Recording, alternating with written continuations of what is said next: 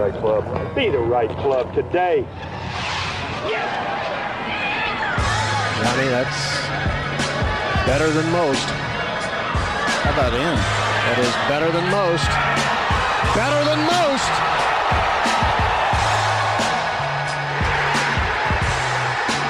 Expect anything different?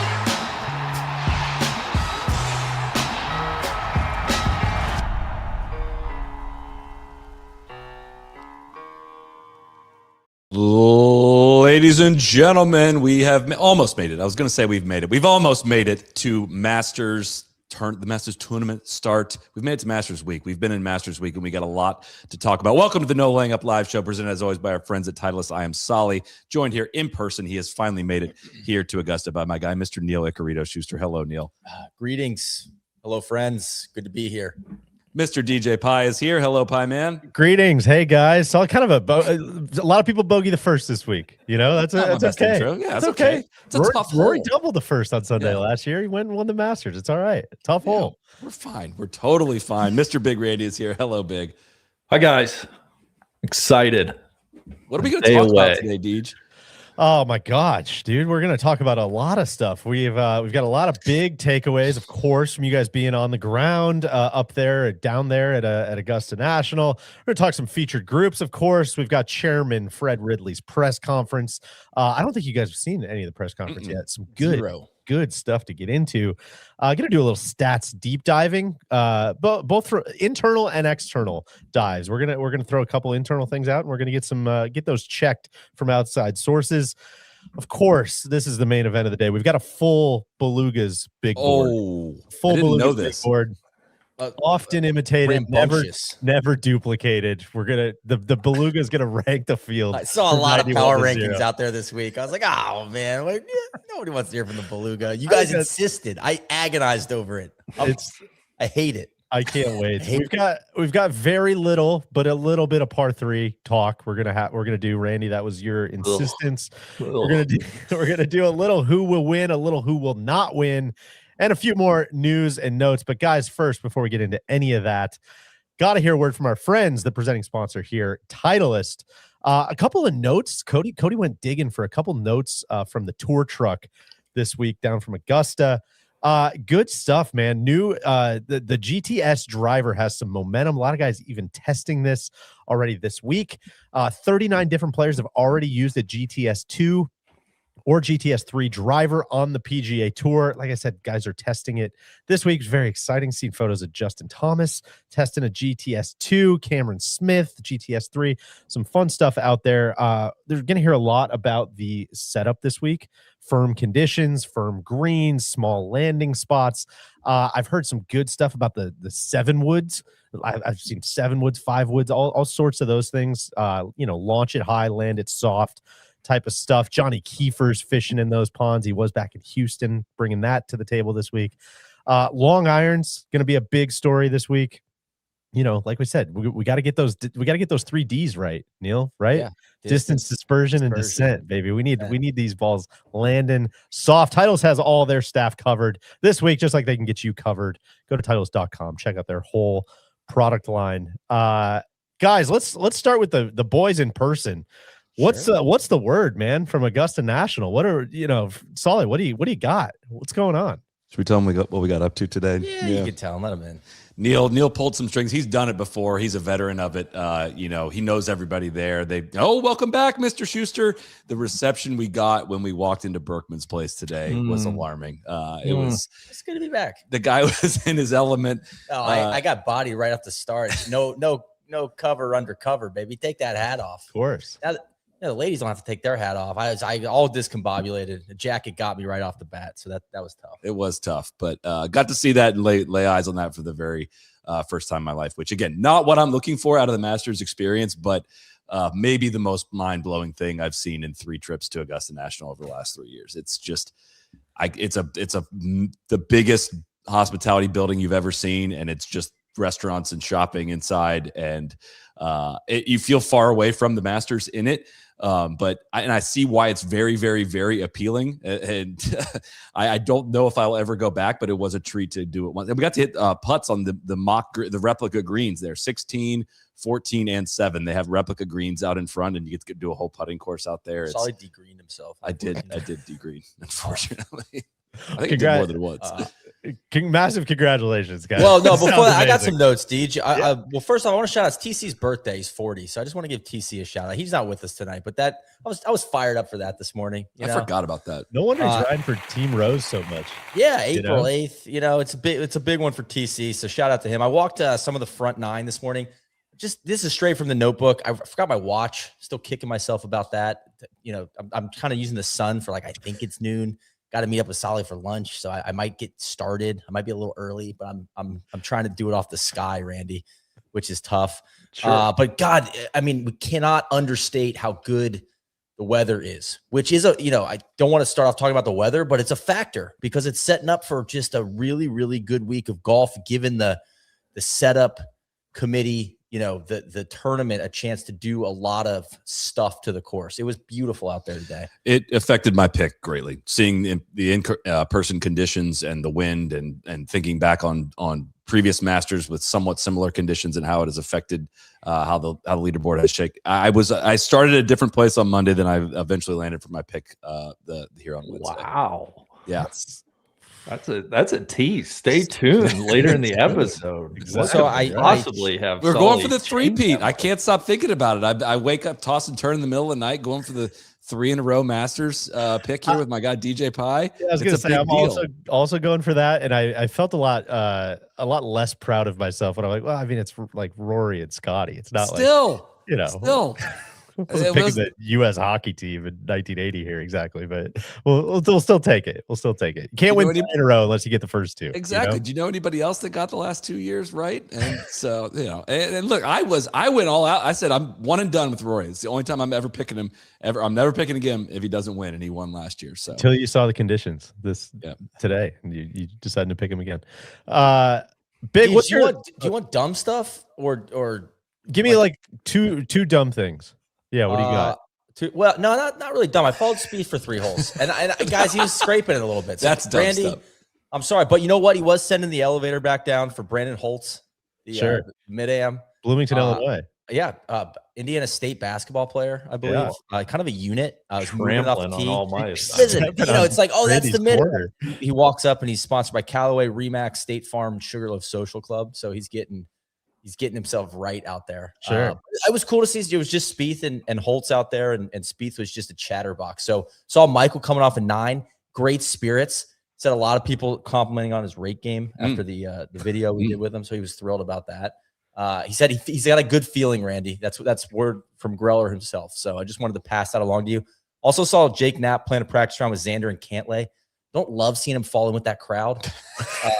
So that was, another kind of thing. I was like, I don't love that. So I'm teeing off a 10. Can't put it right into the trees. But they were all taking 3 woods straight over the that first kind of collection of trees. I think you're right, man. I think they're all doing that because the ones behind it are gone. So some aggressive lines off 10. I wanted to reinforce what Soly said on Monday. I saw that for myself today.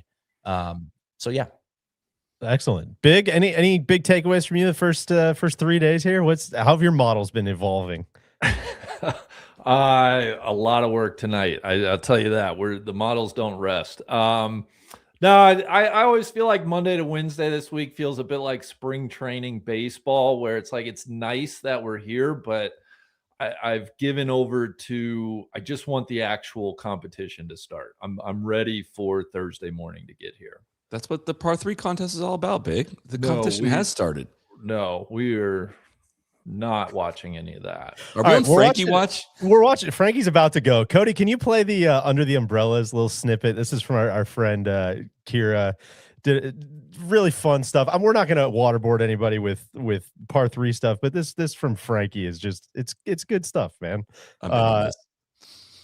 Cody's waving at me. Hold on a minute. Keep vamping. Frankie's the needle. I'm way in on this entire storyline, and I'm a little upset they didn't get this in before 4 o'clock, unfortunately. I know he's getting iced for the 9th tee shot in the par 3 contest to try and get it over the water. over the past year? A few days ago, I was just in the gym with Colby, and I was practicing last night for it.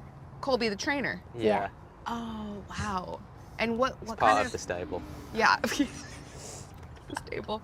What kind of exercises are you guys doing? We did planks, side planks, push-ups. What else? Jumps?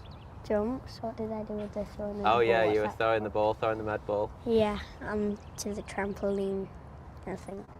Had sore ribs after the morning after. You gotta get your core strength up. Yeah. Core strength is important for good golf, right, Tommy? Yeah, I think so. I think so. I'm trying. I'm not sure about my core, but I'm trying.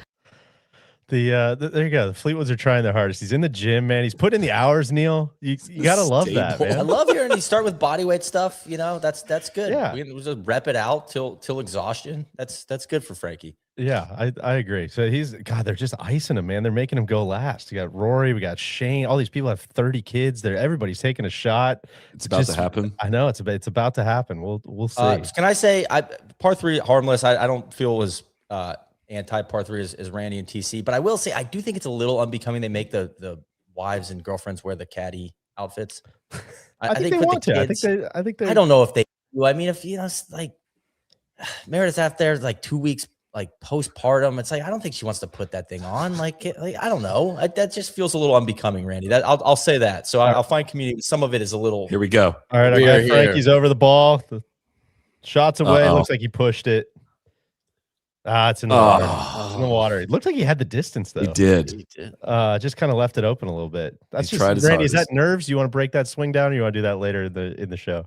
Well, I didn't see it, so we're working blind here. But. All right, let's keep moving. Let's keep moving. Shall we? Pairings for the week. These came out yesterday. Got some good stuff, guys. I think I was kind of farting on the featured groups when we had the Players Championship. It just felt flat. You got to inject some of these live guys, man, and it starts to feel like a different world. So just in these are what I'm calling my featured groups here. Cam Smith, Sam Burns, and Jake Knapp. Feels like would love to see any of those guys play well. No idea what will happen. Just an interesting group. DJ, Shane Lowry, and Jason Day. A couple major champions there. P, Tommy, and Akshay. I mean, sign me the fuck up for that one. Would watch. Bryson, Fitz, and Xander. Is that like that group versus the field? Like, I mean, that's kind of the group you're looking at. I would have to imagine if you're picking a winner out of one of these groups, but your guys' mileage may vary. Rory, Cam Young, and the amateur Mason Howell. Love that one. I love that group, DJ. I was going to go follow that group. I'm very, very. That's a lot of firepower in that group. That sounds like a really fun 10:30 tomorrow. Really fun one to go follow. I just threw this one in there kind of out of curiosity. Fred Couples, Minwoo Lee, and the amateur FIFA Laupaki. I don't know. Minwoo Lee, this feels like kind of a shot at Minwoo Lee. I don't, a little bit. It's just kind of a weird placement for him, but we don't have to linger on that too much. John Rahm, Chris Goddard, and Ludwig. Maybe a Lebowski pairing here of just dudes. Dude or not. Yeah. This is a lot. We're going to learn a lot from that group. Spieth, the great man Justin Rose, and Brooks Koepka. This is where you would find me, I think, tomorrow morning. Sign me up for that one. There's a little Spieth like Rose history here that's not the rosiest. I don't know if it's still, it's many years old at this point. I don't know what the current relationship is there, but they cross paths more often than you'd think. Oh, love that. And finally, Scotty, Bobby Mack, and Gary Woodland are, I believe, second to last off tomorrow. So lots and lots of good stuff. Any other kind of takeaways? What do you guys think you're going to do tomorrow morning? Just really quick and super minor. Every shot I've seen Gary Woodland hit so far this week which is surprisingly a lot, has been really, really good. Just it's the on the really good stuff we want. Really good. Like, he was playing with Scotty today, and I'd be up ahead on a green, and like a really good shot would come in. I'd be like, "Ooh, Scotty's finding it." And I look back and like, "Oh no, Scotty's going now." That was Woodland. Oh, it happened again. Yeah, that was Woodland. Oh, it happened again. That was Woodland. So again, it's just Wednesday. It doesn't count for anything, but take that for what it's worth. Woodland was hitting the ball extremely nicely today. Flushing it. You asked me if my models are set. Like how can you ever set the models when information like this comes in? It's constantly trickling in. Anything else kind of press conference wise? Shocking, almost overwhelming how many guys do media this week. There's just a lot to go through. Rom had great stuff. Bryson had some fascinating stuff. Rory had great stuff. Soly, Neil, anything stick out to you guys? No, I haven't We're behind. We're probably behind on that. That's gonna be our catch up here probably tonight. Be a lot of live from. What did you get from Bryson? A lot of.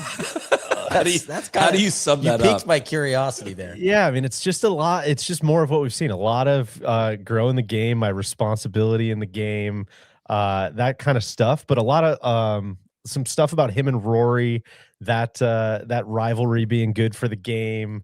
Which I think is totally right. Like I'm totally agree with that.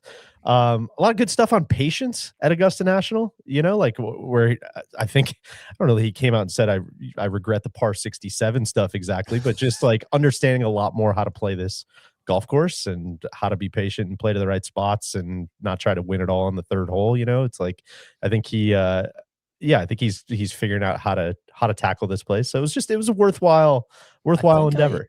I saw something from Porter that was like, he said like innovating as part of my what he's working on some equipment stuff. He's trying to do himself. A lot of that as well. And then Randy, you flagged a Shane Ryan quote, which was good stuff. It was kind of like good vibes, bad vibes. Yeah, Shane was kind of doing his own big board, and he had I have it. He said, "Good vibes. YouTube is thriving. He's winning events on Live. He's smiling, and millions seem to like him. Plus, he's riding 2 straight Masters top 10s into 2026. Bad vibes. Nothing huge. Just the unshakable, upsetting sense that everything you see is artificial and exists atop of a layer of unsatisfied yearning and incurable sadness." It's good stuff. If you haven't read Shane's, kind of bottom lined it right there. That's it. If you haven't read Shane's, his vibes only Masters preview on Golf Digest, I would strongly recommend it. I think that was probably my favorite thing I've read in the lead up here. Randy, anything else kind of early week, or should we get to the big board? Let's give the people what they want. Let's start with the big board. Do they want it? Please tell us in the comments. Do you want it? And they're getting it either way. Yeah, I'll go as fast as slow as you want. All right, coming in at 91, I did get rid of Phil because it was 92, but Phil, will not be with us this week. Phil Mickelson, that is 91. We're going back to the well. Brian Campbell, just consistently losing a lot of strokes to the field, gentlemen. Number 90, Jose Maria Olazabal. I just not feeling great. He had a decent showing last year. Did you know? Sorry, real quick. Did you know your notes were going to be public here? Is there anything that? No, I don't think there's anything bad. Okay. God, I did this. I agonized over it, but we're okay. No, I didn't know that. Okay. All right. Hopefully, Cody, he would double check it before. I didn't know that, but thank you. Aldrich Potgieter, guys. The data golf scatter plot is tough as a course fit here. 89. Behind 89. like Larry Mize and like. I guess yeah. The field, Larry Mize is in the field. There's some past change. Okay, sorry. I don't. Would he be behind Larry Mize? Though? I think is an interesting question. I don't know. 88 Jackson Harrington. I think a big spot for a young volunteer. 87 Davis Riley. Deej, you and TC, despite what you guys say, we're not quite ready for you yet. Christopher Raitan. That might be unfair to him. Danny Willett at 85. I saw him blowing way right off of 1 today, so I feel really good about that. 84, Matteo Pulsini. Not much beta here on my guy out of Argentina. Randy, do you got anything on the amateur winning the LATAM? Just that he's 25 years old, so he's a little old for winning a true amateur. A lot of jokes about being a mid-am already. He was a 3-time D2 All-American. He finished his career at Arkansas, and I don't think this portends well to this week, but we shall see. His senior season at Arkansas, he averaged nearly 36 putts per round. So I would look for our guy here to maybe not be rolling his rock the best of everybody this week. All right, I feel good about that. Let me just go quickly back to Jackson Harrington. We had mentioned Derek Ernst is going to be here caddying. Derek's an assistant coach at Tennessee and will be on the bag for Jackson Harrington this week. Should have picked that up. That would have impacted the big board, but it's locked. You were on the show Monday when we talked about that. I know. I just forgot. I had a lot coming at me. All right, 83, Mike Weir. No notes. No notes. 82, Brandon Holtz, former college hooper at Illinois State. Moves it pretty well. I thought he hit it well, but I don't see much out of our guy. One fun fact there on Brandon Holtz. You mentioned Neil, college basketball player, played all 4 years. D1, like Woodland, he wasn't a D1 basketball player. Would love to challenge him in a game of horse. So Brandon, anytime. His father, Jeff Holtz, I found this nugget in 2004. His father, I don't know what the contest was, but won something to receive lifetime Masters badges. Dude, I saw this. He said he'd been there like 15 times or something. Yeah. Brandon has been going to Augusta. He makes a big deal about sitting behind the tee on number 6, the par 3. He loves to play little gambling games with people around him. Has spent a ton of time on the grounds at Augusta National, obviously teeing it up for the first time this week. That's good stuff. That's really good stuff. I should have consulted with you on my, big board. This is how you twist it. It's probably a lot of pressure on him, and I don't expect him to play well in his first Masters. He wants it too much. Take a note of wiggle out of that one. All right, moving on. Max Grazerman. I hate to do this to my guy, Mini Rory. God, I'm always like, is that Rory? No, it's Max Grazerman. The trend just hasn't been good, guys. I mean, he was kind of Vijayist a little bit at the Players, but and listen, like, should he be this far down the board? I don't know. I'm trying to make it interesting, right? We don't want to go all chalk here. Okay. Yeah. So sorry to Grazerman. Aaron Rye hadn't been playing well. No notes there. FIFA Lapacti. ASU just won a college event in March. So I've got him ahead of a few of the other amateurs. I've got him at 79. If it was Johnny Kiefer, you keep blowing past these amateurs. My guy's got notes on all the amateurs. Oh, I'm sorry. That's right. I'm just trying to keep it moving here. I know we got a lot of names to get through. Randy, of course, please. Neil. Of course. Our guy FIFA. What do you think of when you hear the name FIFA? Probably soccer, right? Well, as it turns out, FIFA's real name is Pong Sapak, and his father does indeed love soccer, and so FIFA is directly a nickname from the soccer world. I read that it was between FIFA and UEFA. I think FIFA is probably a better nickname. So, there you go. He's also the first Thai amateur to be competing at the Masters. Oh, that's a good bit of hit. Kind of a Nasa Hataoka situation. Yeah, better than CONCACAF. What is it? What's the U.S. one? CONCACAF. That would be a sick nickname. Why does it start calling him CONCACAF?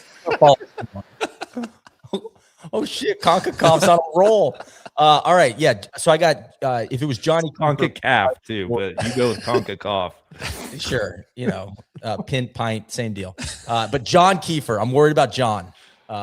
They changed, as we said on Monday. Master DJ, I think you said that they just kind of take some liberties on naming. He's been up and down this year. Nayuki Katoka. I was nervous about this one for you. Katoka, Japan Open winner. It feels like some jet lag factors. So I got him pretty far down the big board. That's all I got for you. I don't think he's an amateur. I think he's playing with Max the first 2 rounds too. Okay. Comfy pairing. Fred Couples, 40th Masters. He was always kind of a contender. Just kind of feels like the magic has run out a little bit. Is that you guys feeling that? For sure, which is where Pocketer won on the PGA Tour last year. I'm not trying to linger all over the map. I'm not trying to linger on that too much, but I would take a Fred Couples Pocketer heads up bet if you were interested. Okay, we'll keep an eye on that one. Okay. We do have to keep our guy moving through this section. Sorry, you're slowing me down. There's a whole open ahead here. Okay. Hal Tong Lee's missed a lot of cuts, guys. If you go look at the results, he is vibing out there though. Is he? Oh my God, he's absolutely having the most fun of anybody in the field. All right, this is a drive-by in Wyndham, but I got the blow pig here. Tough year. He's cut, T42, T41, T58, T35. He's putting awful, gentlemen. He did have a hole in one today on the par 3. So this could be a potential Shane Lowry situation for me. I think you're okay there. Angel Cabrera, 11 over last year, but he seems to be playing pretty well on the Champions Tour. A lot going on last year. Might be getting back in the swing of things. Things have calmed down. Back at the Champions dinner might be better energy for him. I don't know. 72, Michael Brennan. Really poor numbers putting and around the green. I feel like that's a tough combo here at Augusta.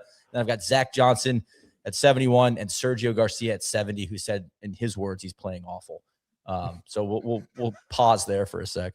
All right. Well, ZJ, a guy, I don't know if he has a ton of dog in him, but who does have the dog? Oh, you can see the dog everywhere. Everybody's got the subtle dog. A lot of dogs on. out there. I got my aggressive. I got my aggressive colors on for Phil Mickelson. My aggressive subtle dog. The subtle dog's calling our name just in time for Azalea season. Roback's Azalea collection is here. Fresh prints. I almost said pins. Fresh prints, contagion, clean colors, just enough spring energy to make you think this is finally your year. Classic Azalea print plus new designs for whatever you need.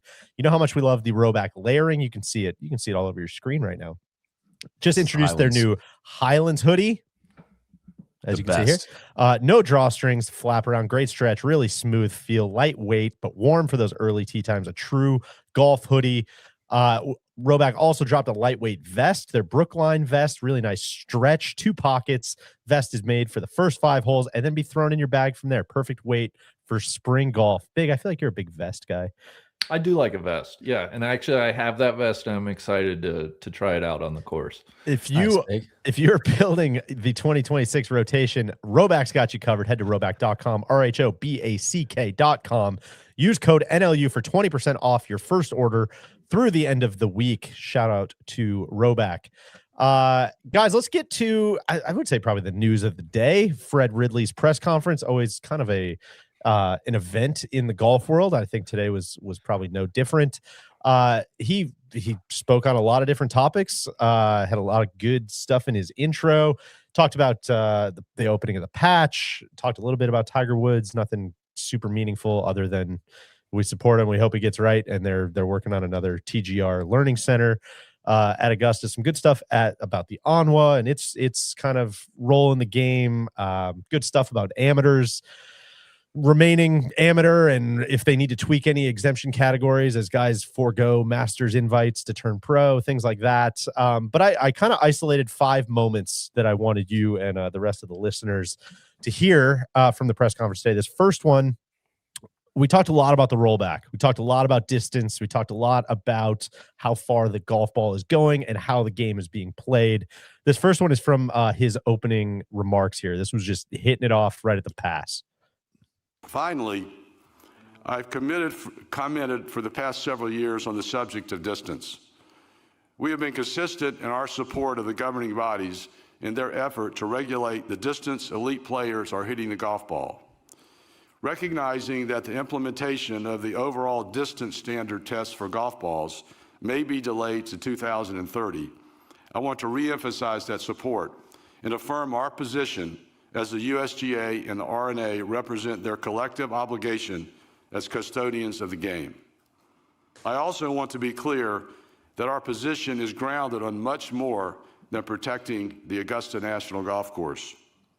We will continue to make modifications as are necessary to react to driving distances that in some cases exceed 350 yards. Unfortunately, many courses, including some iconic venues, do not have that option. Until recent years, golf has been a game of imagination, creativity, and variety. The game has become much more one-dimensional, as players drive the ball prodigious distances and routinely hit short irons into par 4s and even some par 5s. This issue goes beyond competitive impacts. Increased course lengths results in more time, more cost, and more environmental concerns. The data that has been shared with all stakeholders makes one thing clear. The impact to the recreational game will be immaterial. All of us in this room and millions of weekend golfers around the world will be hard-pressed to notice the effects of this change, and I do not believe our enjoyment of the game will be affected. As for professional golf, we hold firm in our belief that the greats of the game are defined not merely by how far they hit the ball, but their extraordinary skill in all aspects of the game. Their ability to shape shots, to take on risk, and to execute under pressure is at the heart of championship golf and is best displayed through a full spectrum of shot-making opportunities. Regulation of the golf ball is not an attempt to turn back time or stifle progress. It is an effort to preserve the essence of what makes golf the great game that it is. Pretty clear there. And actually, I might just roll right into number 2 because it was kind of a follow up. He's it was later on. It was probably 15 minutes after this, but he ends up touching on some similar themes. So why don't we roll that second one and then we can kind of loop back for a total reaction. There's already been quite a lot of agreement, and my feeling, on this subject is failure is not an option. So I think we need to continue to work together to come to some agreement. Tough issues like this require compromise, and I think there has been some compromise to date. There's certainly commercial interests that are in play here, and we all know what those are. But at the same time, I think if we can look at this from the standpoint, and it's not just it's not the good old days. That's not what we're trying to do. What we're trying to do is to protect the integrity of what makes golf so great. And I think I've tried to articulate it in my comments, and that's that it's more than about just hitting, prodigious drives. I talked to Jackson Harrington, one of our young amateurs, and he told me that yesterday he hit it over the bunker on 1 and 5, which is about 320-yard carry, and 1 was into the wind. And so, we cannot. I said that we can make changes, but there's not much we can do, to make changes. Number one, unless we tear down the Eisenhower cabin. So, and we're not going to do that. But we'll make changes when we can. But I think it's time to really address this issue. It's been talked about for a long time. Solid, throw to you first. From the hip there with a couple one-liners. Yeah, it was speaking with confidence, speaking with clarity. I was let me be clear, Randy. Hot and bothered listening to that. As far as I don't know who disagrees with all of that. Solid, what sticks out to you hearing that for the first time? I don't feel the need to. Again, I've tried for years to speak it as clearly as he just did, and I wish I could. I think the question just becomes very simply is what is proposed currently and what's on the table currently, will it address everything he just said? Because it is very difficult to disagree with anything he just said. I think where the hang up currently is on the situation, and we're not going to go deep on this right now, is as the rule is written now and how it is proposed, is it going to address this, put the toothpaste back in the tube a little bit, protect what he's talking about protecting, put some more emphasis on other skills in the game, or is it going to make the distance skill worse in a way of make it more incentivize players to even pursue distance even more, even if it's not going farther? That's where the extra strokes gain could come from. That would be failure, I think, based on what he just said as well. So it is good to state all of this clearly, but I don't know if it answers the question out there of hey, is this rollback that's coming in 2030 going to create a world like you're describing? I hope it does. I hope I think it's to be determined, and the rumblings from the outside are that it would not. So I don't know. I don't know how else to answer that without talking about it for 30 minutes. Yeah, I agree with you wholeheartedly. It's man, in theory and concept, this is it. That's exactly how I feel. That is what's at stake and what's important. I co-sign. Please let me sign your petition. That is the type of skill I want to see in the game. Those are the types of concerns I have about the game. That's everything that I'm trying to work. That's everything I want to push towards is exactly what he is describing, and it just is going to become a 4-year kind of volleying back and forth about what is, whether what's proposed actually gets us there or not. And I think there's going to be a shitload of noise on either side. And I think what makes this really hard, I think, is it's just is such a complicated issue that it's just really hard for me to do anything other than just be yeah, what he just said, that's great. Yeah. And when you start hearing it from both sides, it's nope, that's not going to happen. And the PJ Tour starts saying we don't see that in our data. And the USGA says, well, we don't see that in our data. And the equipment companies say, we don't see that in our data. I'm well, fuck, man.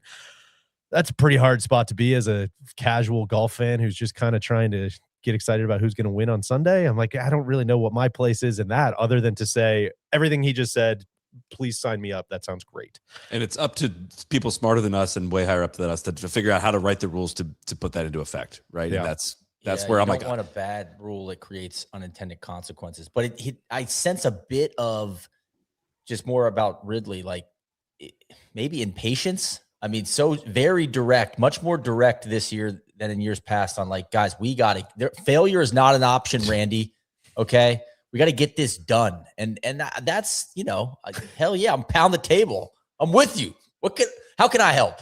Sort of a kind of a Don Ray Eminem type of quote there as well. I believe Eminem said that as well. Sure. Success is my motherfucking option. Failure's not. So yeah, I don't know if maybe that's what he was referencing there, but should we keep moving? Otherwise, we're going to talk distance for another 45 minutes.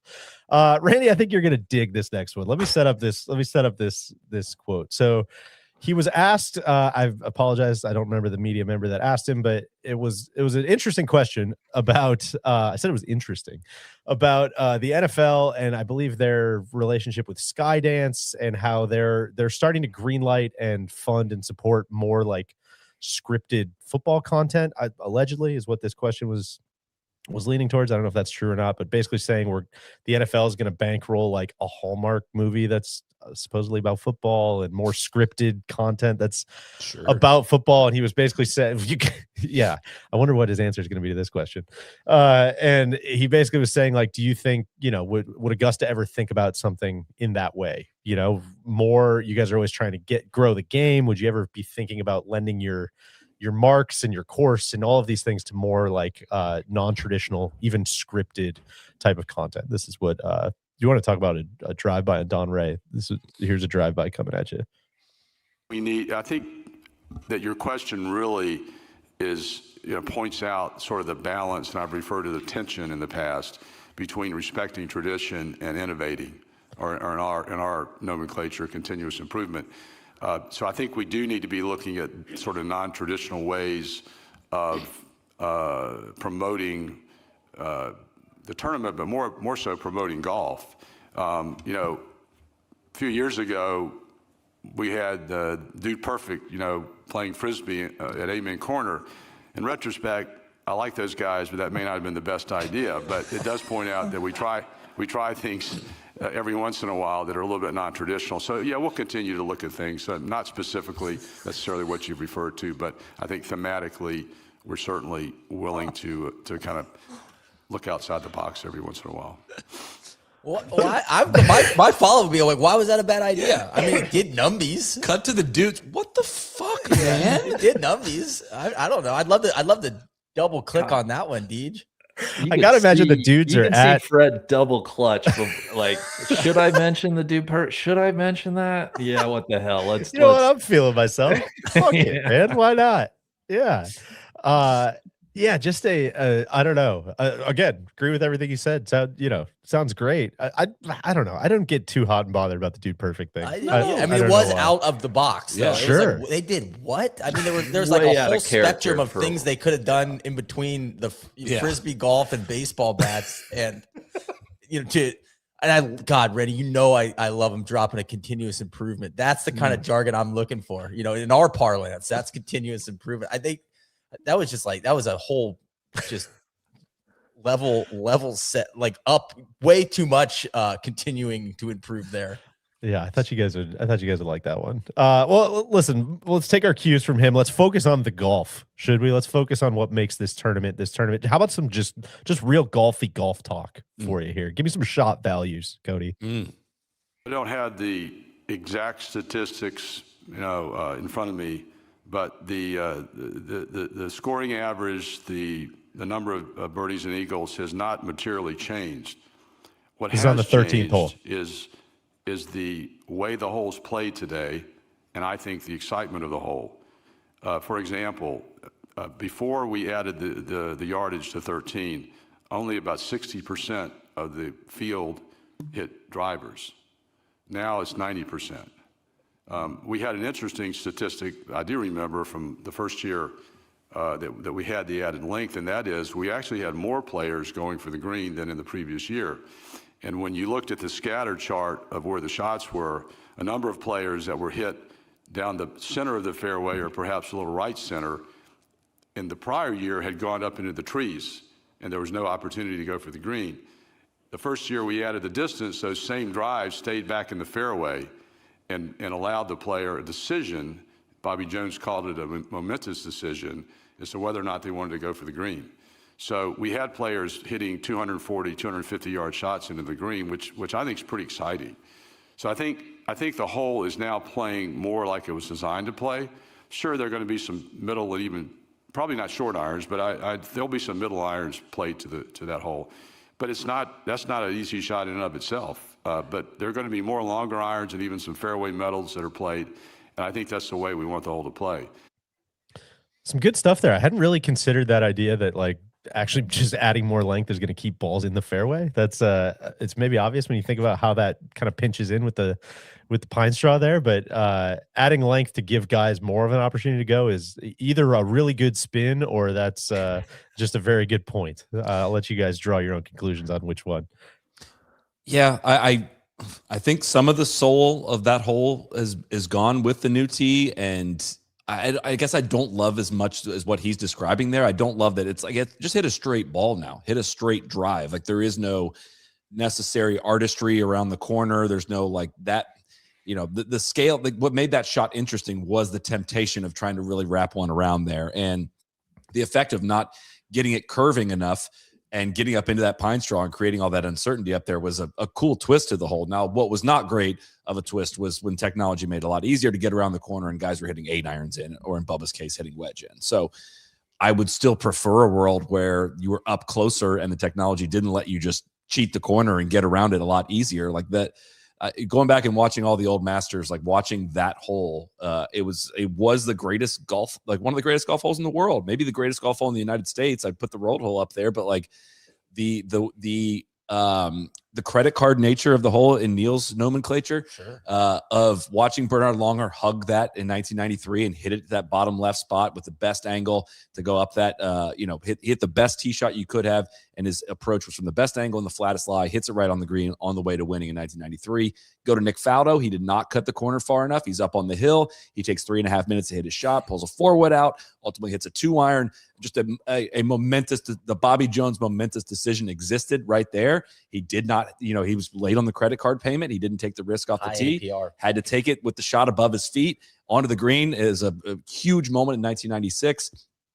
All that stuff I just described is gone by the technology of it. But I think going back, totally gone, diminished. You're I right. don't want to don't get too hyperbolic on me. Well, it's still a good golf hole. But so my point is, if you hit it to where Faldo did now, there's no decision whether or not to go for it. Like you're gonna go, just like because a 220 shot is a go every time for pros now. Back then, Sure. the scale of the hole fit to the point where it was up. Like it was not a guarantee that he was going to go from that spot. So you change the game. The scale of which the game is played has changed a lot. The decisions that need to be made that make golf really interesting, that make the suspense of moments interesting, has been diminished greatly from that. So I don't know. I'm mixed on Ridley's comments on that one. Sorry.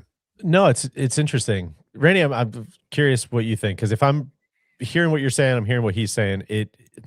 Ideally, you would have it on both, right? You'd have some drama on the tee shot. Can you play close to the hazard? Can you wrap it around the corner? Can you do all those things? And you'd have the drama on the second shot. But it's almost like what he's saying is like you seemingly kind of got to pick. And it's like, well, where would you rather see the consequential shot if you can only have one? And in my head, it's the second shot, which I think is what he's saying. I'm curious, Randy, what do you think? Yeah, I think that's right. I think it's an interesting thought. I'm trying to process here in real time a little bit, but I think for me, the 13th hole, it kind of moved from where birdie is good and eagle is exceptional to almost like where if you're not making birdie, it kind of feels like you're almost, birdie almost felt like par and eagle felt like birdie. And so I do support anything to kind of get back to 3, especially being exceptional and making guys work a little bit more for birdie. I guess more than anything, it's like, I think I'm going to pay attention now more to 13 after hearing these comments. I'm really curious the next 4 days to kind of just look and it's almost a discussion maybe for Sunday. Yeah. Randy wants to protect par, Deej. That's right. Quick story on 13 today. Scotty, his tee shot was like kind of down low left, but he didn't get it. I don't know what he hit off the tee, but didn't get it all the way around the corner. And he went and laid one up. and then he dropped another ball and tried to hit a cut through the trees. Like he tried to go left of the trees that were in the corner there, just like messing around. I think he was just doing it for fun. But the trees have been so diminished on the left. He saw something through the trees left of the one that protected the dog leg on the farthest spot. He hit it right off a tree and lost the ball. It was disastrous shot, but he did see it. He did try it with a second ball in a practice round. I doubt we're going to see that at the Masters, but that was a fun note from today. Randy, update your feed that into your LLM as necessary. Large model. All right, last thing, fifth moment from the presser here from Ridley. A couple different questions about the relationships broadly between Augusta and the PGA Tour.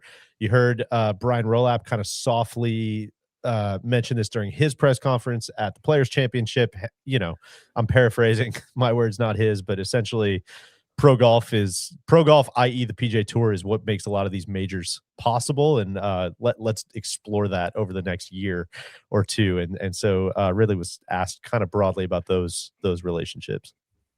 As it relates to your question, I think it's important to note that there are a number of golf organizations, including ours, that makes the journey to the PGA Tour possible. There are a number of grassroots organizations. I won't, name them all. I think you know what they are. I think about the field this year, and I don't know the exact numbers, but I suspect that quite a few are alumni of the American Junior Golf Association. Certainly, our collegiate system is the most direct pathway to the PGA Tour and provides the PGA Tour with the best trained and best prepared players. So I understand Brian's comment, I suppose, or his perspective, but I think we need to really look at the entire ecosystem to get a full perspective of that issue. And I also think it points out that when we talk about collaboration, that what we should be talking about, and what I'm talking about, is collaboration to elevate the game of golf. I think that's where we're all going to be successful. Got to hear a little more on this one. That feels like invoking the AJGA feels maybe a little convenient to try to dodge some sort of rental fee from the PGA Tour for their players. But I think I see what he's saying. As he would say, I suppose I understand his question. I suppose I understand. Yeah, he did mention that him and Roback had gotten together, I think either at Augusta or at the Players or somewhere, for a big full day or half day of just talking, and that was very productive. So kind of a more to come, watch this space sort of situation. But it feels like maybe I don't know how interested the PGA Tour is going to be in lifting up the game of golf, particularly in comparison to the rest of the governing bodies whose kind of mandate that tends to be. Lift up shareholder value a little bit more. At least, I don't know what the answers to all these questions are, but I'm curious how you guys feel about this sitting here. But between Juan, Ridley, and Roback, don't you at least still feel like, all right, you guys, I trust you guys. I don't have the answer right here for a lot of these questions, but I kind of trust you guys to figure it out. I don't know who I'm nominating up into a lot of those spots, to above those three in particular to figure it out. It's worth noting 2 years ago, I felt like there was just a vacuum of leadership in just golf, and now I feel like I'm like, okay, there's some adults in the room. All these clips from Ridley, I agree with some of the clips more than others, but it's like all feels authentic, and he's speaking his mind, which I appreciate. It feels less political and less scripted than it has in years past, which I'm like, okay, good, man. I think it feels very candid, and I appreciate that. And I like them kind of using the press a little bit to further their agendas a little. For sure. You guys know this. You guys are all about this. You guys are always covering this. It's great. Brady, Neil, real quick, Ridley, Juan, and Roback, dudes or not dudes? Great question. I would say Juan's a proven dude. I feel like he's got a track record as a dude. Roback feels like a dude, but I need to see more. I'm not as bought in. I wasn't inside the moat. These guys were just lapping up Roback stuff last month. I was like, up here in New Jersey, I'm just not sure yet. Okay, he feels like he has dude traits, Randy. And then Ridley's been a dude for sure. I think he's almost growing into like veteran dude stuff though. Like he feels like he's he's almost like getting pushed by these other two. It feels like, because this just feels a lot more assertive than this press conference did last year or years past. Do you guys feel that way? Or well, I think some of this, like, I think a lot of this stuff's starting to come to a head. That's probably why, right? It's like the rollback stuff. I mean, we right after the presser at the players, like, didn't he head into the rollback meeting with all the other members of the governing bodies and all that stuff? I mean, they're talking about a lot of this stuff in pretty real terms, I think now, which is where, again, longer conversation, probably not for Masters Week, but the more I hear how authoritative and you can say, you can believe or not believe that Augusta has the best interests of the game of golf in mind. I know that feels a little bit naive, but I do think they have it more than the PGA Tour, and particularly the people in the strategic sports group. I just don't think they give a fuck about the shot values on Augusta National 13th hole. You know, I think that, which they shouldn't, right? Like, that's not their job, but it is the job of the USGA and the RNA and Augusta National to an extent, and PGA of America and these other governing bodies. So I hope it, I don't know, I hope it stays in balance. And I think what's going to help it stay in balance is someone very smart and eloquent, like Fred Ridley, having press conference like this at least helps. You know, who knows what goes on behind the scenes, but I think at least I didn't see a lot of people that were just like, man, this guy's so out of touch, he doesn't get it at all today. I think it's pretty much like, yeah, I don't know who's not down with what this guy's saying here. I do think this thing is not going to be resolved via the press, though. You know, it is the next part's about the science, and that's the part that I feel very blind to, and I don't feel comfortable like weighing. I don't know how to answer the question, but like, there's also a world where this path ends in a bad result, and I don't. I'm curious. What would a bad result entail? A bad result would be like the ball doesn't go as far, but the importance of distance and like the punishment of the new ball is like only going to reward chasing speed more. Like, distance is still relative, right? So if you take a long drive from 330 and make it 315, like that only is only going to affect the competition. You know, it's going to maybe potentially bring some more bunkers into play, but overall, it's all going to be relative. And if like the punishment is higher for the shorter guys than it is the longer guys, and where we're hearing about spin and the effects of spin and how that's not captured in the test and all that, can lead to a world where like the pursuit of distance is just going to get higher and higher. And that, I think, it's already trending in a very tough direction. The speed is increasing by a mile an hour every single year. If that is further incentivized, that's a bad result. Even if the ball's not going as far, you haven't really addressed like the risk profile of hitting the ball far that I think is way more important. Yeah. So I agree with that, Big. Yeah. I didn't have a gotcha there. I was legitimately curious. Yeah. That makes sense. Well, speaking of science, Soly, let's get back to the Beluga's big board. Of course. I thought you were going to say, speaking of smart and eloquent, let's get back to For sure. Thanks, Randy. Yeah, that means a lot to me. All right, let's go. We did number 70, I think, was Sergio Garcia. Yeah, we're going to hit 69. We're right. Nice. Okay. Nick Taylor. This time, stop at 61 when the screen ends. Okay. I can't see the screen that well, but 69. Nice. Nick Taylor, poor putting and driving in 2026. I just don't think he's going to be much of a factor this year. Tom McKibben at 68, first Masters jitter. Randy, we know how those jitters can get you on the first tee. Now driving, Tom McKibben. 67, Kurt Kitayama. No data here. Just don't feel like he's going to play well. Stop feeling it, man. Brian Harmon at 66. Only made 3 of 7 cuts at the Masters, which was an interesting stat for me. Kind of a bit of a home game for the Georgia boy. And a lefty. So that was interesting, but I'm going with history here, Big. 65, Dustin Johnson. I think he misses the cut again. So I'm on the range. He's hanging out with Claude. Butch and Claude were holding court out on the range with DJ today. Just doesn't seem like he's super interested. 64, the forgotten man, Sung J M. He will likely burn me this week because he's my Colin, Randy. When I pick him, he plays horrible. When I don't pick him, he plays well. And then we've got 63, Ethan Fang, the AM winner. Seems like he has plenty of game. Randy, you got anything on the AM? You know, this was the hardest AM to get anything interesting about. Of course, started his career at Cal, is now at Oklahoma State. I guess the one interesting thing I did find, and I can't confirm whether it's true, but I'm led to believe it is, when he went over and then won the AM, that was his first trip across the Atlantic.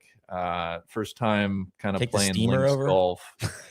So it makes it, I guess, impressive. But Just for the historical record's sake, there was a 0.0% chance there were going to be no typos on the Beluga's big board. It is FANG I spelled. was going to say that might have been Hawaii. It was hard to find some info on this guy. Yeah. Oh, I'm sorry. That's okay. It's okay. It surprised me got to the 60s before. Neil, it's okay. I didn't know we were going to put the full graphic up. Cody, goddamn. No, I'm just kidding. That's on me. I gotta edit myself. It's fine. You just got to wear this for the remainder of this segment. So now driving. All right, where are we? I lost my spot. Ball nowhere, Novak. 62. Ball nowhere, Novak. I hate doing this, but You're based on our but based on our interview with him at Pebble, he seems like he's gonna be really nervous for his first Master start, and I'm nervous for him. So I got him at 62, and Cam Smith at 61 doesn't seem to care! Exclamation point. No. There was quite a just a linear graph. I haven't seen anything quite like it. Cam Smith's iron play since he won the Open in what was that 22? Just if you look at like his iron play since then, it is just a straight line down. It's not. So what else happened right after he won the Open? Right. Yeah. Exactly. Right, I do want to note.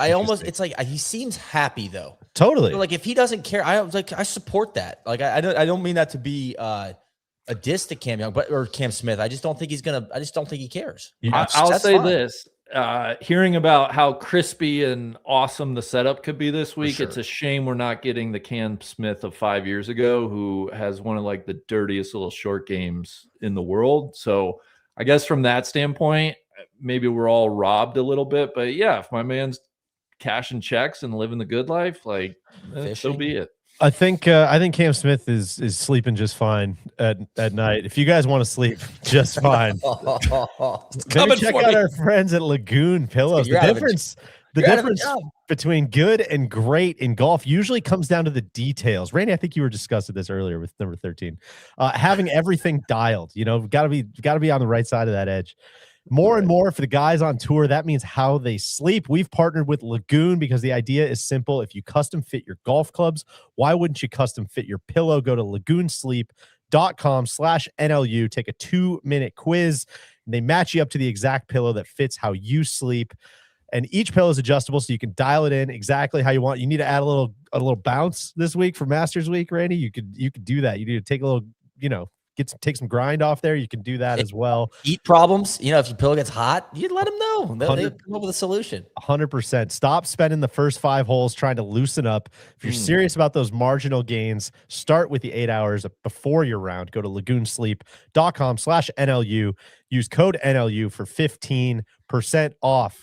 Guys, I brought the travel pillow this week. Just want to shout that out too. And I will shout out, I have been using the Lagoon pillow at home, and it really is a nice pillow. As somebody that's searched far and wide for a good pillow, I recommend it fully. Backed by Big Randy. Yeah. One of those things you never go back on. Once you've tried, you're like, oh well, money back guarantee. That's right. I struggled with like soft pillows for so many years, and this Lagoon pillow is good. So Neil, take us to number 51 real quick.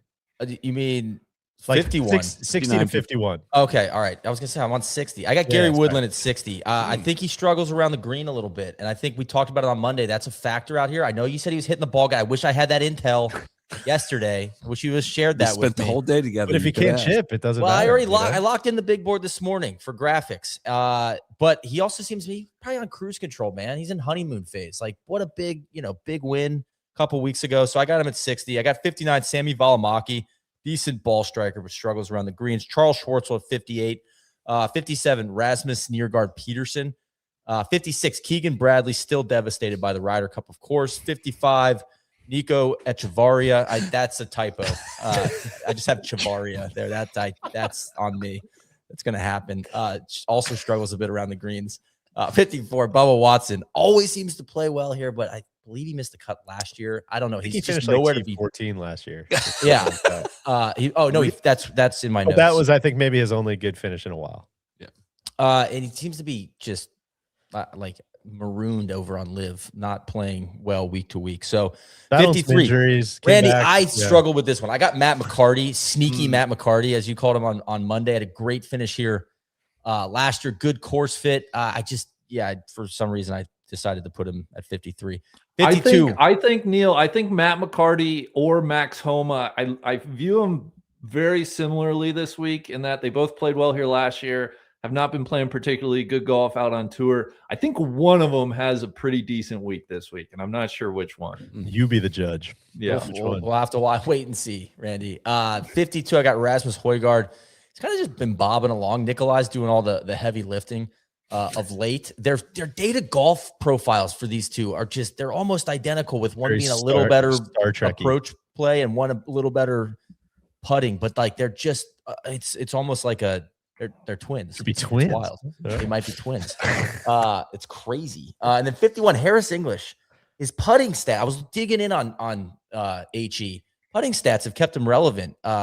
He's kind of just in the top 20, it's top weird. 30s, but so he's relevant, It's but just he's not like playing that good. T29 like every week. Yeah. So I feel like I struggled putting him here, but I just don't think the ball striking's there. So I got him at 51. Feel good about that. He's not flushing it. Yeah, he's not. Randy reports out of Sea Island. He's not flushing it. Wow. All right. Well, before we get to the top 50, we got a lot of videos today, a lot of assets, a lot of media. I thought you guys would get a kick out of this. Our good friend Justin Ray, I was sitting at the coffee shop doing my pre-work, checking my notes, always reading Justin Ray over at The Athletic, wherever he's being published.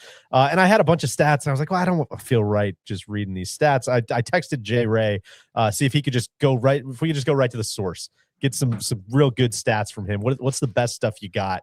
Proprietary stuff. And he sent me this. Happy Masters Week, y'all. This is Justin Ray. I'm in the CBS TV production compound, getting ready for rehearsal leading up to tomorrow's opening round.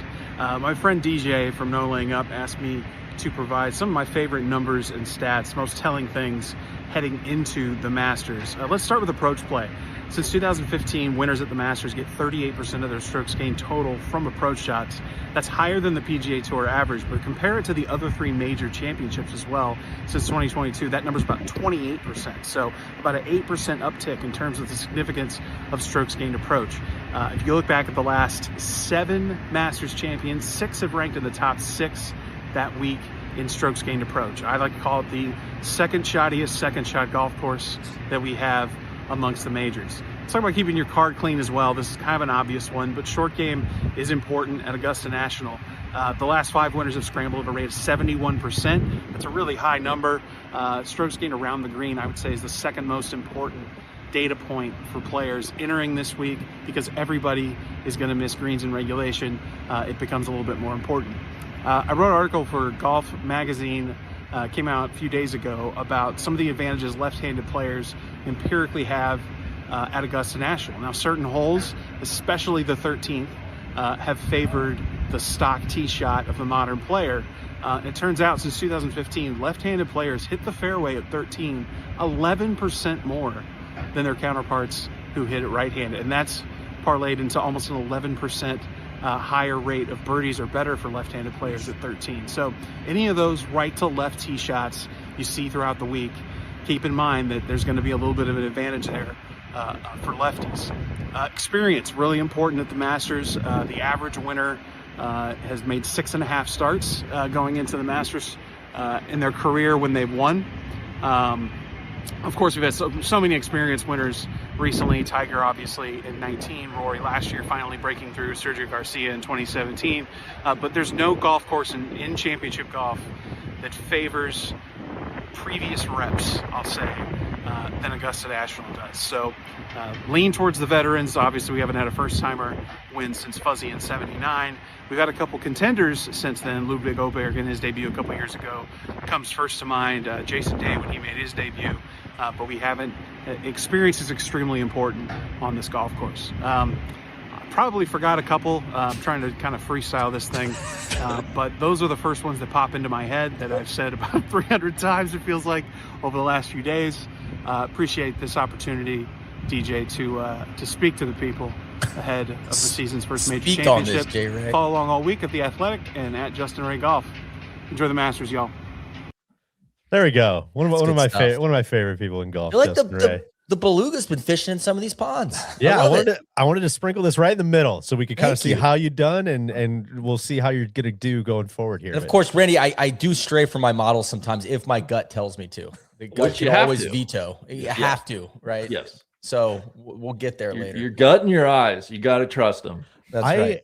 I really loved that lefties 11% more fairways on 13 thing. I know it's a smaller sample size and yada yada. But it also includes like Weir and like Bubba and past champs that aren't in great form. Yeah. You know, like that's I was thinking a smaller sample, but it's also got some noise in there of like some guys that aren't the top players in the world currently. That's interesting. Especially with like the other thing you hear about Augusta just at every turn is like, it's basically only about the par fives. You know, it's like, can you just wreck the par fives? And it's like, well, there's one par five where you already have essentially a 10%. You're going to make 10% more birdies just by being left-handed. More to come on that. And you know, lefties are 11% of the population, Deej. How about that? Is that right? Yeah. How about that? Wow. A lot of 11s going on. Yeah, it's interesting. Whoa. I'm gonna linger on that for a little while to explore how that could be. Soly, let's talk about this IBM vault, should we? Because you were pumped about this. So I got an opportunity this week to visit the Augusta National Data Center, which the journey to this place alone is worth the price of admission. It wasn't until I got there that somebody pointed out, it's like, yeah, you go through a tunnel. There's a lot of tunnels here at Augusta. It's a physical place. A physical place. Yes, this is a real place. We went under a tunnel, and it wasn't until we got there that it was pointed out. Through a tunnel or under a tunnel? Both.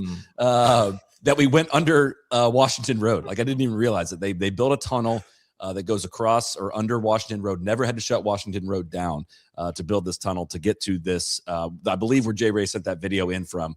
They have all the broadcasting trucks and everything there, and all the content work goes on over there. It's a massive, massive facility. There's so many things that happen just outside the golf course that will just blow your mind about the scale of Augusta National. And just the journey there and getting to see this place physically in person was one of them. But two, we get there and I got like a tour from IBM on a ton of hole insight stuff, a bunch of specific like mapping and showing of every shot that has been recorded over the last 10 years. Every shot that's been hit at the Masters has been displayed right here, that Cody's showing right here, as well as messing around with the vault, the actual vault that is publicly available to everybody, where you can go and search, highlights, and basically learning like, hey, you can like search for phrases of broadcasts and highlights will come up. Like if you type in "yes, sir" in the vault, like the clip shows up of Jack, obviously in 1986, his putt. It also shows the Phil Mickelson putt, which I couldn't find the "yes, sir" part of it, but again, it goes to show like you go mess around on this and you're gonna have a lot of fun clicking through a lot of highlights. We'll get to a little bit that later. But one of the things I got from the folks at IBM was hole insights, in particular hole insights. So the first thing they pull up was the 9th hole and just showed a graph of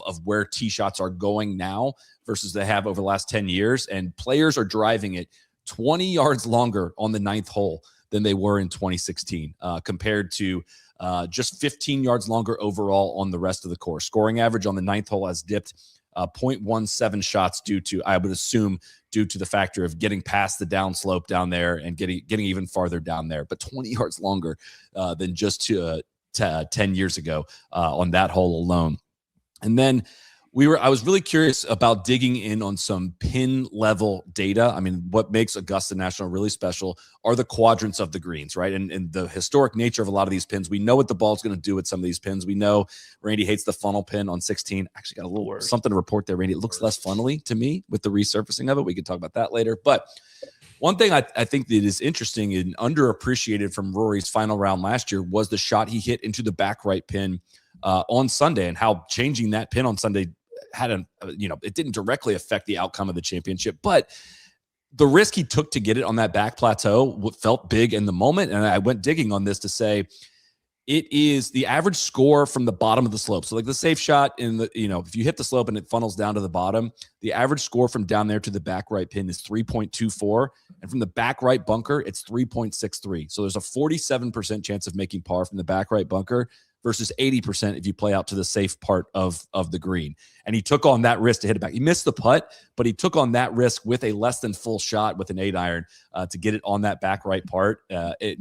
maybe we would be talking about that differently if he made the putt, but he executed the shot. And like that speaks to the risk that he took on in that moment. If he makes bogey, hits in that back bunker, makes bogey, he's probably, if it played out, if the 17th and 18th played out the way they did, he would not have been in the playoff and would have not have won the Masters. So Team Rose's green jacket. Right. And again, I'm gonna wrap this up, the whole stuff after this next hole, which is the third hole. But I could do this for all 18 holes. I would challenge them on that. Send me all you can on this, because I was curious what the effect is on the front left pin on the third hole. Right, you think about Sunday setups, and you think like, all right, set up for birdies. Go out and get it, but it is indeed the hardest pin on the third green, the front left one. Bogey percentage is 21.6% to that pin versus just 12.1% to the middle back pin.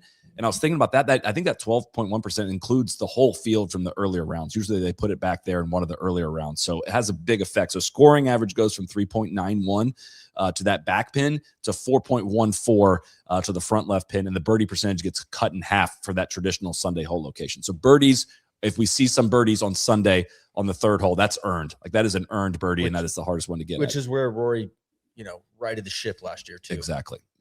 So all kinds of fun stuff on, they have all of this data and information, which is just not exist for any other tournament about what, balls are here in 2 shots on 2. This is the average score from here on this golf hole. And this is exactly how many shots have been hit from this region and, what the effects are to each and every pin. And it's just amazing. But does the PGA Tour have this with ShotLink?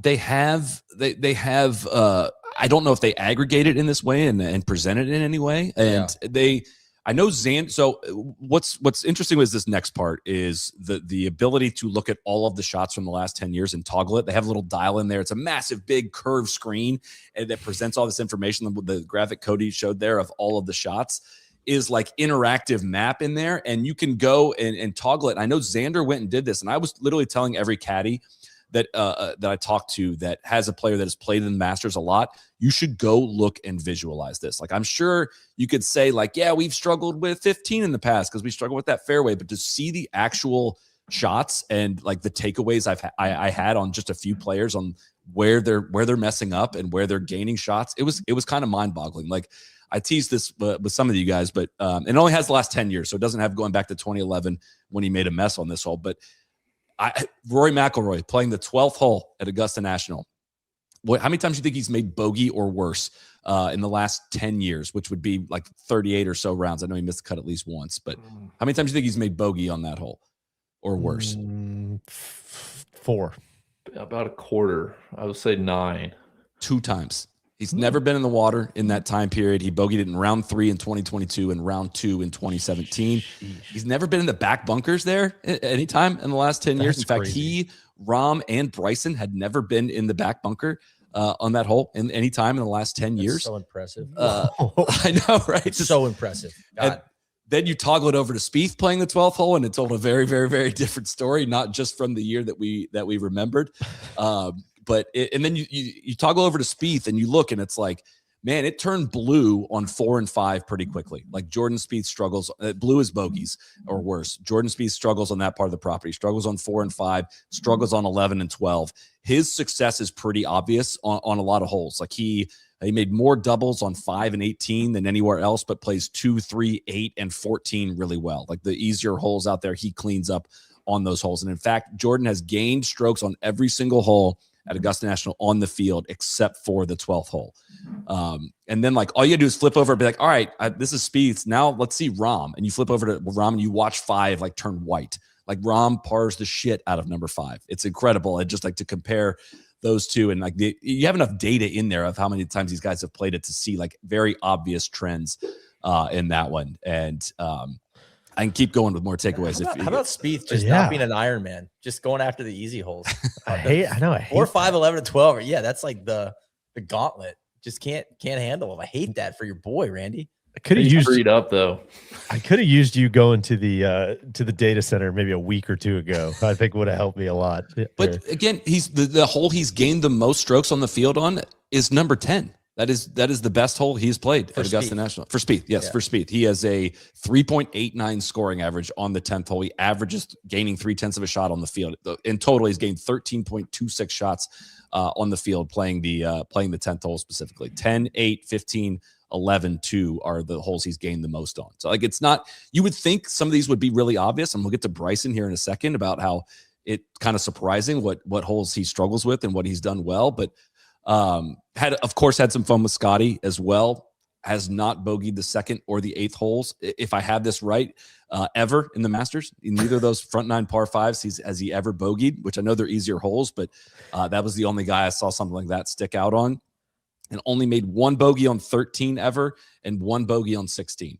So that's 4 holes that all the Masters that he's played. I guess, well, I forget what his first one was. He has only made 2 bogeys total on all of those holes. But he has made a bunch of bogeys on 12 and struggles on 7 and 17 for whatever reason. And the 18th hole is clearly like his worst hole. I mean, we remember the 4-putt in 2022. We remember him hitting it over there on that Saturday. Like there's just a lot of blue showing up on that one. But also struggles on the 15th tee shot. Like he is, that's an uncomfortably straight shot at Augusta, and you see balls go left and right for him off that tee, and that is not one of his best holes. So. Gosh, this is give me some Bryson deets. Okay, yeah. So Bryson again, you would think like, all right, Bryson, long hitter, he's got to be one of the guys that takes advantage of the par 5s, and he actually, like, his worst holes. I said Spieth only loses strokes to the field on 1 hole.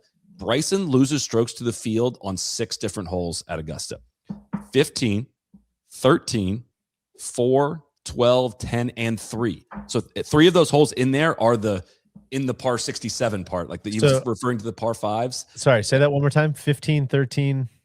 His worst hole is 3. His second worst is 10. His next worst is 12.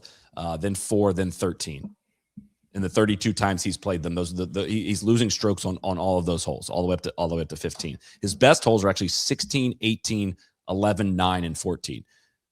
Which again is just like kind of opposite. And then you go to Scotty. Like, what do you think Scotty's best actual holes he's gaining the most on? 14, 2, 15, 13, 8.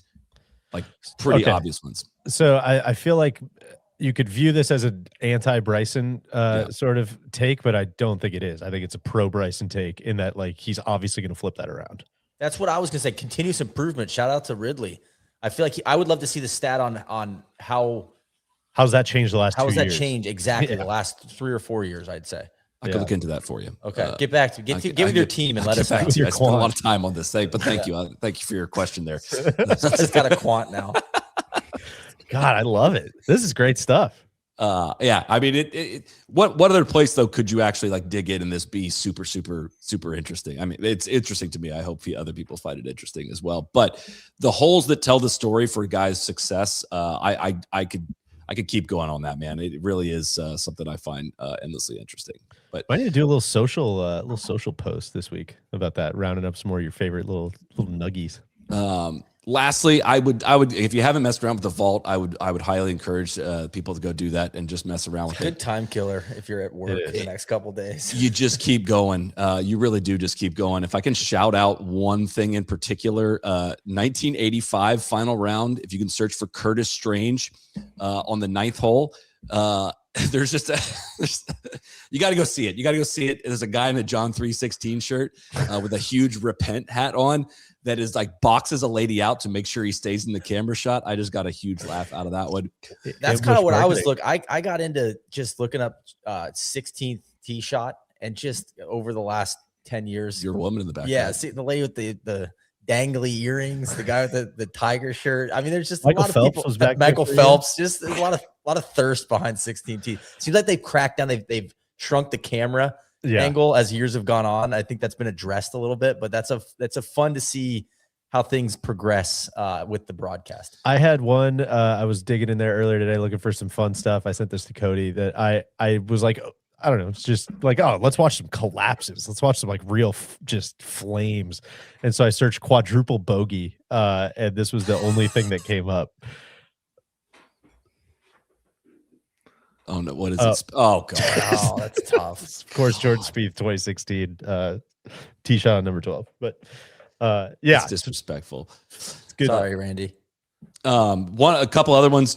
Craig Sadler's tee shot on 18 in 1982 is from a really unique camera view, like kind of to the left of the tee, and they really rushed into the shot. The production was a lot different back then, but you just see a persimmon shaped shot around that corner from a really, really cool view. There's another one from the 10th hole from that year, and I know it's a famous shot, but Nance and Weiskopf in the booth in 1986 when Jack is teeing off on 16 I wish golf announcing could be like this.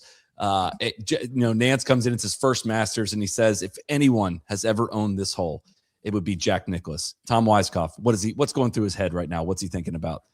Weiskopf says, if I knew the way he thought, I would have won this tournament. He is going to fire this right at the pin. He's going to think, Jack, this is my time right now. Make the swing that you are capable of making. Stay down, accelerate through the ball, make a good golf swing. Your destiny is right here. It is incredible. And if you listen back to that, there's somebody, I think, in the booth with them in the background, like a production guy, that freaks out in the background. Listen to the audio of that when he goes, oh, jeez. Like it gets picked up on the mic after the ball almost goes in the hole. And it is just, it's epic, man. Yeah. That was beautiful, Tom. That's beautiful. Oh gosh, that's great. Well, yeah.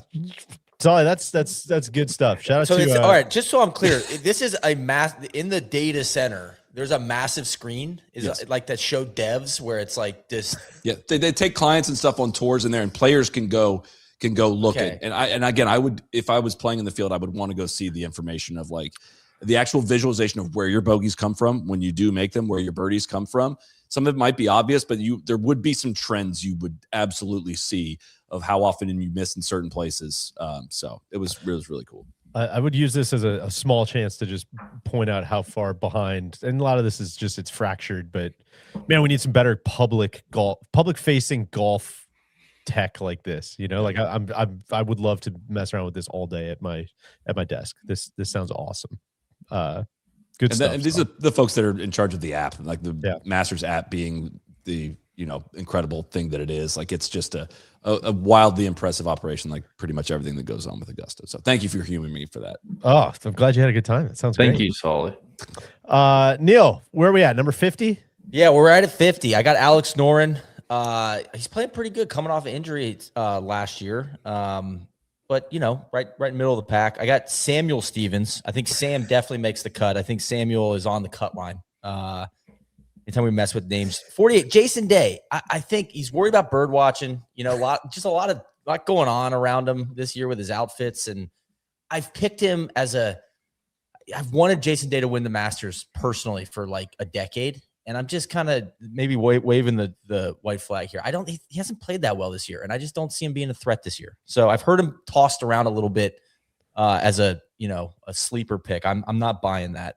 Sam Burns at 47, T46 cut, T29 cut in the last 4 Masters. He hasn't played well here, which is kind of surprising to me. Only thing I had on him was, if it's getting overseed, if it's getting hard, if it's getting firm, play really good at the last 2 U.S. Opens. That's the only counter I would have. Hate that, but you're right. 46, Ryan Gerard, poor form the last month, even if he is one of the hottest players in the world. Great ball striker. One of the best ball strikers in the world. Hottest player in the world, emeritus at this point. I think he's just tossed in there. It's like a permanent title. He's got tenure. His lower third. Yeah. Former hottest player in the world. He's got like tenure as a potential Fedora 5 member. I'm not buying it. 45, Benjamin E. Booms. We've talked about it. Form is just kind of meh in 2026. 44, I believe this is the flashy wide boy. Marco Page. I don't know why we call him the flashy wide boy. I don't know. TC, I think keeps asking, like he keeps saying it, like waiting for one of us to ask. I just don't get that. But I'm the flashy wide boy. First Masters jitters, Randy. I'm putting him at 44. 43, Shane Lowry. Weather looks good, so we know he's not playing well because he is a mutter. Weather looks too good with a typo. Yeah, that's a typo. Weather looks too good. T42, T43 the last 2 years. Hashtag fuck this place. Another good Shade Riot thing. He was going for the fuck this place slam. That's what I'm hoping for. The calendar year slam. It's good stuff. 42, Deej. This is gonna hurt you. Daniel Berger. No, it's fine. Other than API, his results have stunk. He does not chip it well. That sticks out big time on his data golf scatter plot. And he hasn't played any golf in like the last month. So I'm just not buying this one. You were fluffing him on the Monday pod. I'm not buying it. It's an immense ball striker. You can't get too lost in the data. It's not, Ball striking. Plus, you got to get up and down. Yeah, sure. we not if you don't miss any greens. 41 VJ Singh, guys. I'm expecting big things out of VJ. Saw the little like I saw him on the range. He's over on the far left side. He got his spot. He loves the end. He's wearing trail running shoes. He's got a little white goatee. Yeah, Cody, I sent you a picture of this. Are you guys up on this? Randy, are you up on this this facial hair thing that VJ's got going on? A little white teeny goatee. It's so good. I'm in. You know what? The Champions Dinner picture, just speaking of that, for like some guys have some massive dome pieces. Rom, like the guys in the back row, Faldo, Rom, just got big heads, man. Yeah. And I'd put VJ in that category too. They're just units. But I'm really liking what his experimentation with the facial hair there. Cody suggested this as a whoever finishes last in our draft this week. Oh God. As to support this. I'll probably just do this for fun. You could have that done by the end of the weekend. If I win, I'll do it. I've gotten stuck just looking at it for like 20 minutes It's today. so sick. It's really captivating stuff. Experimental stuff. Yeah. I love it. Do you think it's like shaved into a V, or is it just like twisted it's up? Definitely edging that thing. I mean, that's serious. He's working on it. It's good. It's good. I got it. Got to give him credit. It's not a blade of grass out of place there. That's right. It's the first cut. Second cut. Second cut. VJ needs to release the Mohites of his all of his facial hair. All right. That's 41. You want me to keep going? Yeah, keep going. All right. We got 40. Chris Gotterup, another sweetheart for people. First Masters, Randy, we know about those jitters. God, the jitters. Yeah. I just think, I know he could be a potential dude. I'm worried he's got the jitters. I could see him getting his hand in the cookie jar. You know, it feels Gotterup feels a little unstable to me sometimes. Just the way he swings it. It could get him into trouble around here. I'm kind of with you. I don't know what we're going to see from him, but I 48 doesn't offend me. Okay. Ryan Fox, 39. I got no notes here. 38. Adam Scott hitting it well, but missed the cut last year. I don't know if I got a lot of typos in this line, but I don't know. I did this one on the plane. 37. Sepp Straka, not a great record here. Don't have any other notes for you. 36. Michael Kim hits a draw, which could bode well. You know, but you can't overdraw it out there. I wanted to put him higher because he's coming in after a T2 at Valero. Watched him hit a couple shots today. He looks comfortable. He looks relaxed. So, you know, wish we had that intel, but I got him at 36. Harry Hall, the true flashy wide boy, Deej. I love this. I think first Masters jitters, but a respectable showing for Harry Hall out there. Cantlay joining Sungjae in the forgotten man territory for me. I don't think he's a factor this week. And then I got 33. I got Mason Howell as the low am. I'm buying a lot of Mason Howell stock long term. A lot. I really am. I think I played 18 holes with him like 3 weeks ago. I was just really impressed with his maturity, the way he hits the ball, his Walker Cup performance, the USAM stuff. He just feels like he's ahead of schedule. Is he impervious to the first Masters jitters though? I don't have him in the top 10. But I have him making the cut. I think 33. Like this is this is a giraffe play here, Randy. Sure. You got any notes on him? I do, Neil. Actually, great setup there. As you know, a Georgia commit, Georgia boy. But when he was growing up, his family moved to Tallahassee to accommodate his sister, who was an elite swimmer. And so Mason actually played varsity golf at his school in Tallahassee as a sixth grader. I always get a kick out of that. The best. For Halloween at age 4, he dressed like Mr. Jones. Counting crows. Yeah. And then this one, Neil, when he was 14, back at his home club in Georgia called Glen Arvin, which I don't know if you know of Glen Arvin. I do not. He's an honorary Thomasville, Georgia. He's an honorary member there. He shot 59 as a 14-year-old. Set the club record. So, well, he actually told me the story when we played. He said that he was supposed to only play 9 holes because they had a family dinner, and he made the turn at like I think 28 or 29, and I think the assistant pro came out and told his parents like, "Hey, he's going back out on the back 9. Like it's going ballistic, man. It's going vertical. Okay, so he's gonna be late for dinner." Going scuba diving. There was a small crowd that gathered at the end of that round, and he actually made a 30-footer for birdie on 18 to shoot. Wow. Yeah. That's good stuff, Big. I like it. Moving down the list, we got Mav McNeely at 32. He's been playing really solid, but the results haven't been that good. I feel like he's been getting a lot of like, oh, look out for Mav, but it's just not. We trust the process, but it's not showing yet. So I don't know if he's popping this week. It's always, it always looks good on the West Coast, right? Yes. We would love to venture. I feel like venture eastward. Same with Keith Mitchell a little bit is Yeah. another guy where I'm like, I see him on the leaderboard early in the week, or early in the season, and then he kind of tails off. So rooting for him though. 31, Hideki Matsuyama has been average the last 3 years out here. I just feel like he's been a little bit in these 20-30 range this season. So I've got him at 31, and I've got Nikolai Horyard at 30, but that's not on the screen. So That's all right. Keep going. Let's take us to 21. All right, I'll move through here pretty fast. Nikolai, he's showed some good form. I got Brooks at 29, good finish at the Players, but I don't think he's going to pop. I'm not selling all my Brooks stock though. He seems like he's in a pretty good headspace. He's having a great time at the par 3 today, Randy. But I don't think this is the week we're going to get a lot out of him. I got Max at 28.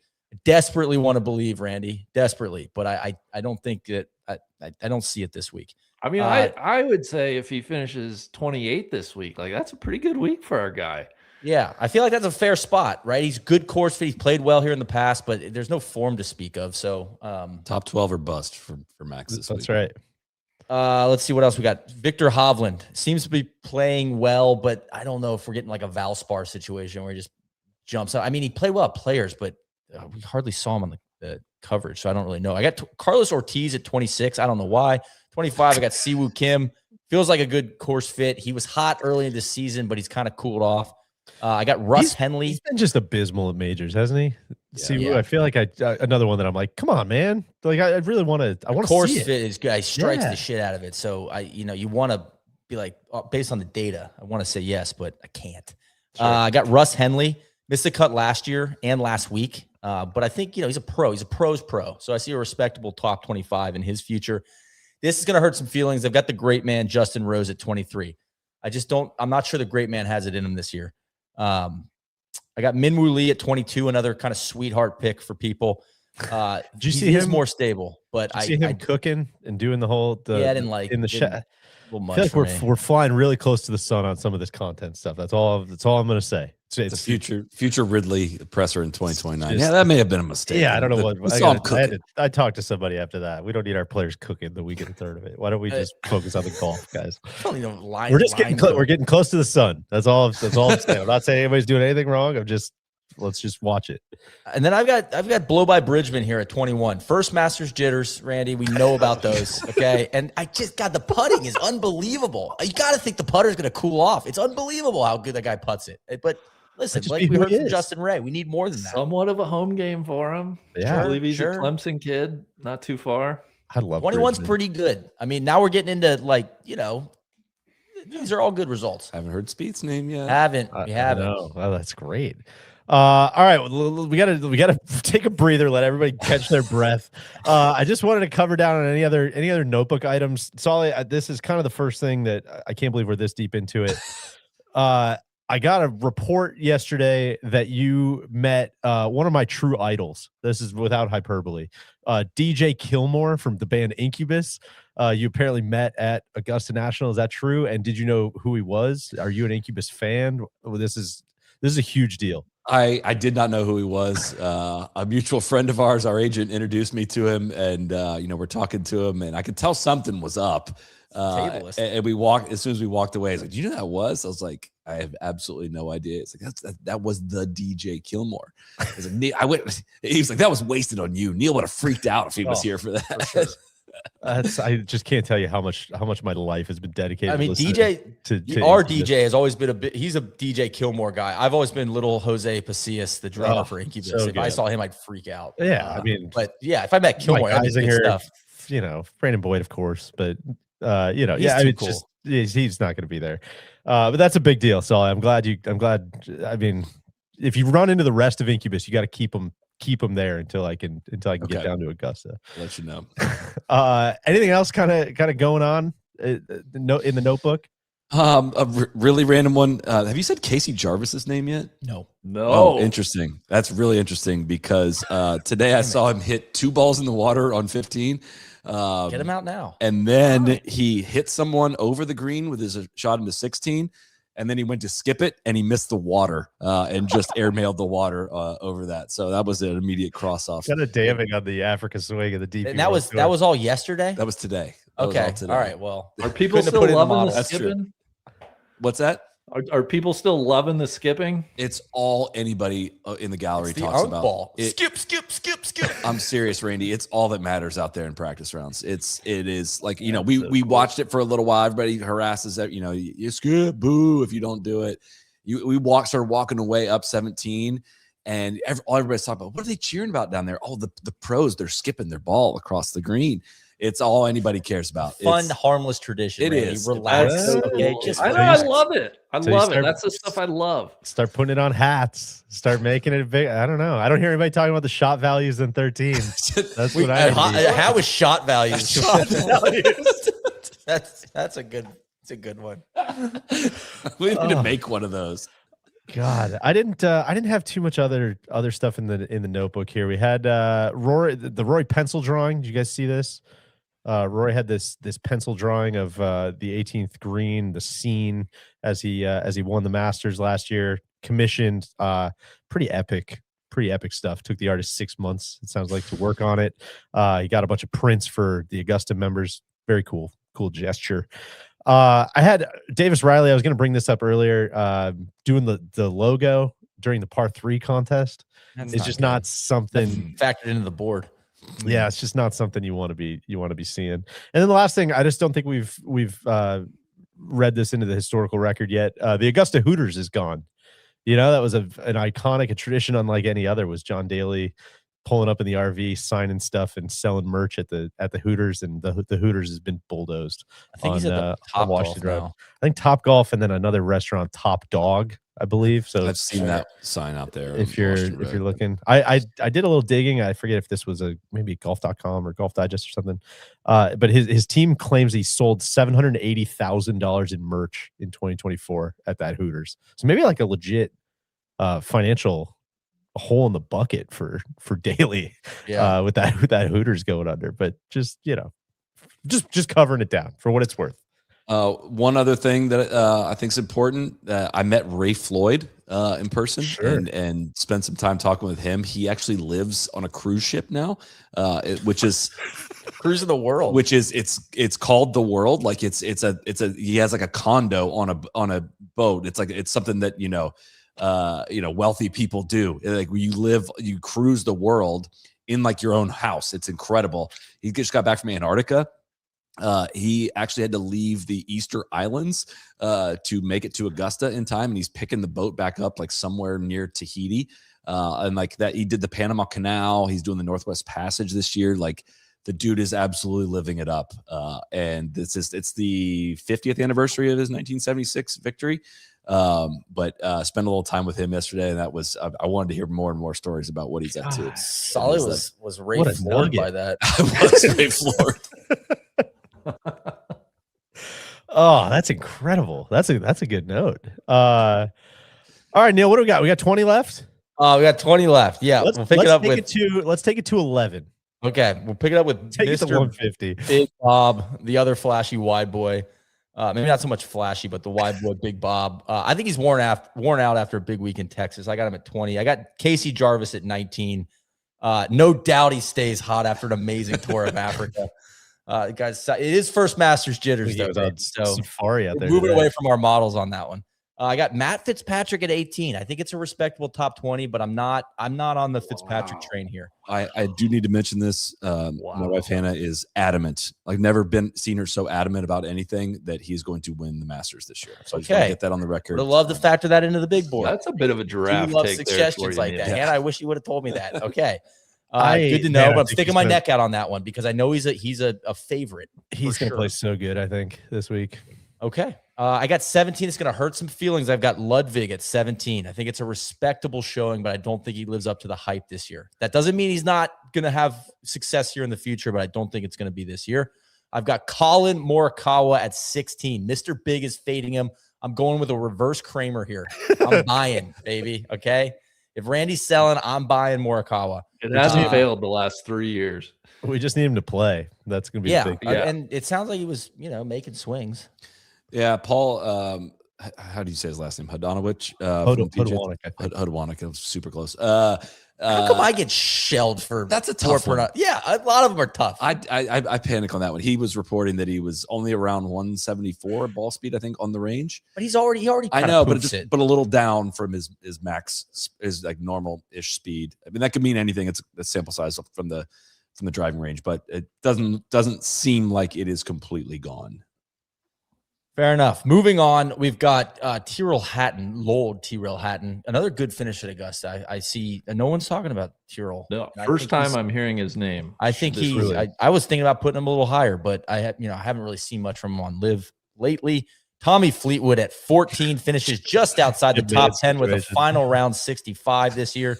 JJ Spawn, 13, will continue to stunt on Soly. His ball striking looks fantastic this season. It's fine. And he seems to have found something with the putter after last week. I think Justin Thomas is going to play well this week. I have him at 12.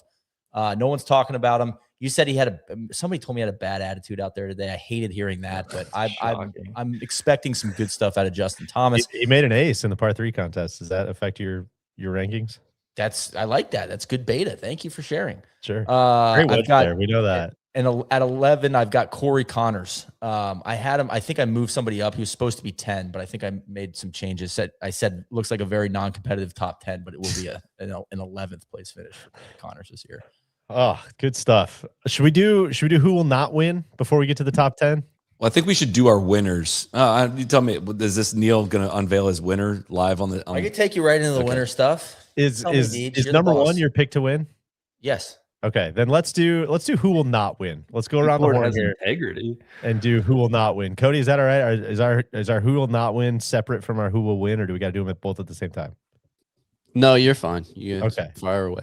All right, let's do who will not win. Randy, who is not going to win the Masters tournament in 2026? I mean, so many people, 90 people. It's like, where do you even start?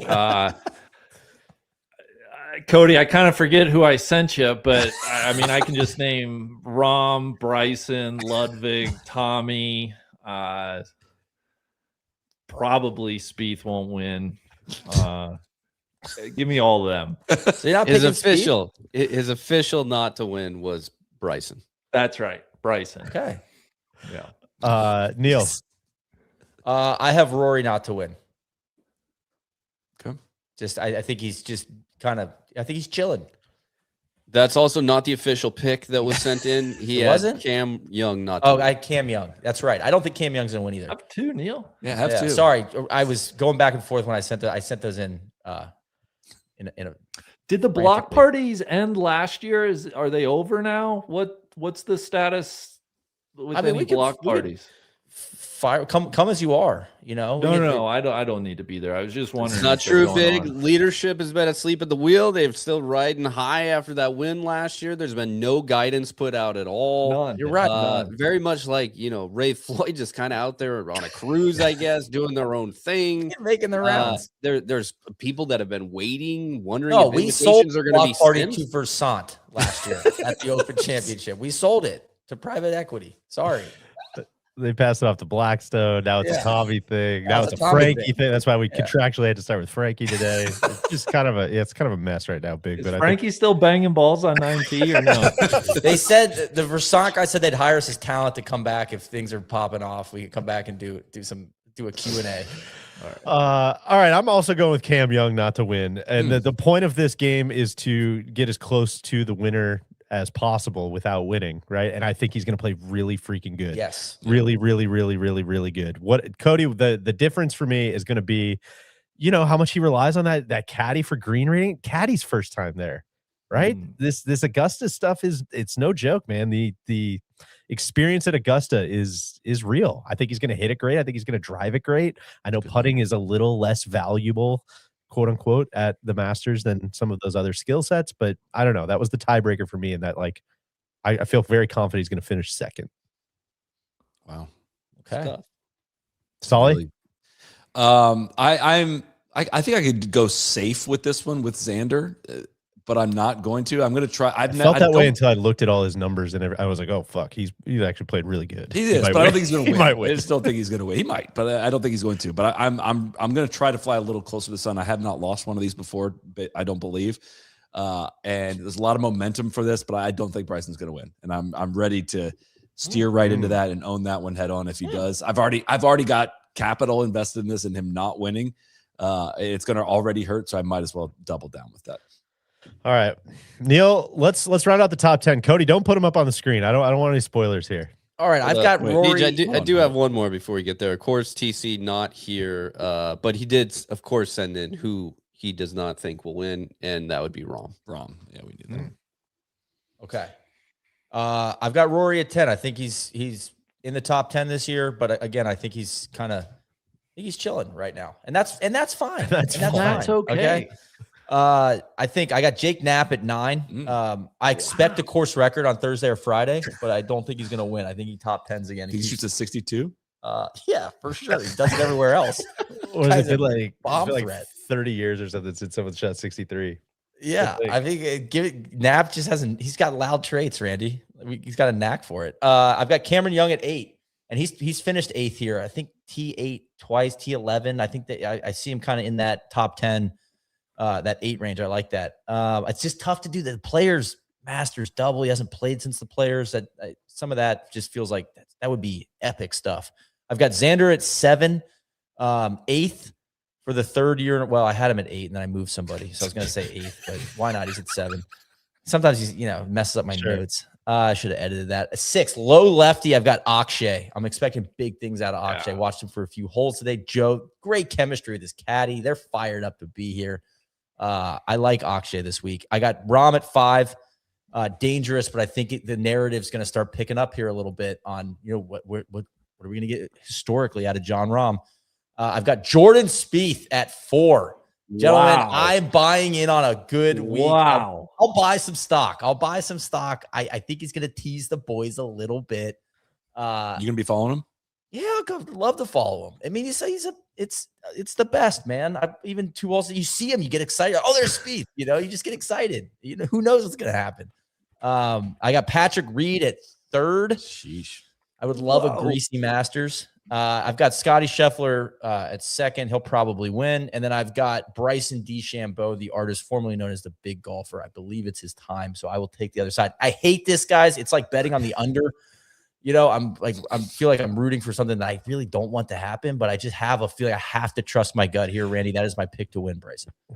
Wow. God, that's a great big board. That's what I got. It's a regrettably great big board. Put it in the vault. We'll send it to the IBM. They can put it in the vault. You can go back and look and analyze.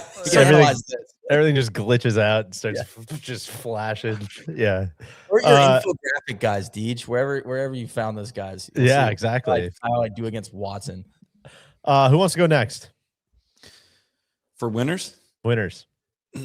Not like winners despite the odds, not who. Well, I think this guy, but actually I'm going to go with this guy. No, who do you think is going to win the tournament? Deej, while you figure that out, I did run. Neil graciously offered me some codes for the week to the NLU Pro Shop, and I've been running a giveaway during this show. I'm going to do the drawing now. So it was hashtag Big Board. Neil, thank you so much for the hard work. I know you think an awful lot into it, and it takes multiple days. So I appreciate you going through such a lengthy list. But drawing, again, I can't remember how much we actually made these codes for, Neil.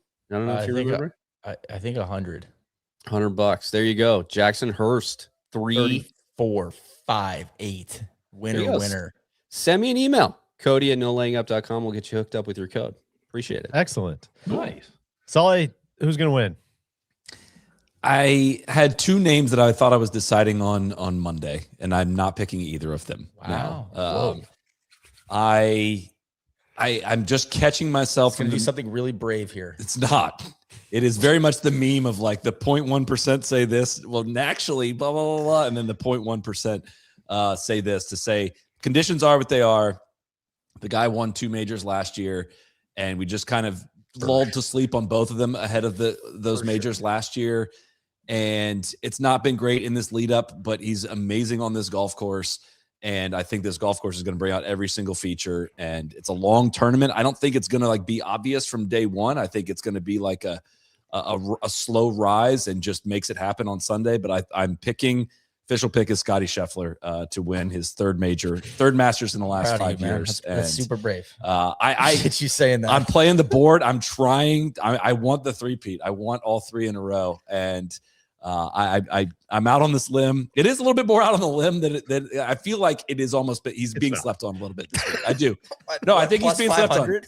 No one's talking, but everybody, you ask everybody on site, no one is picking him. I haven't talked to a single person. Everyone's picking Bryson or blah, blah, blah. There's not a lot of people that I've talked to that like are on the Scotty thing right now. So I'm refusing to get off the scent. I'm going to stay on it.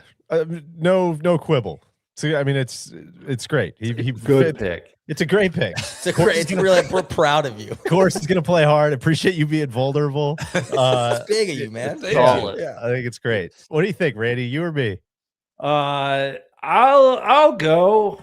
Let me just get something off my chest. I don't know where all this Bryson stuff is coming from. Thank you, Randy. Yeah, fuck that guy. Has a gut now. I got a feeling. I don't know. I think he was in the last group last year. He's played really good the last 2 years. He won the U.S. Open. He's coming off back-to-back wins. Some of that factors in. This and that, and 2 good years. He's also had some really stinkers here. So I just don't see that. I'm going with a guy who does consistently play well here, has not won here yet, has 2 majors, finished 3rd at the Players, has plenty of firepower. I'm going Xander. I think it's his time. Really fun pick, Randy. You can't make fun of my pick.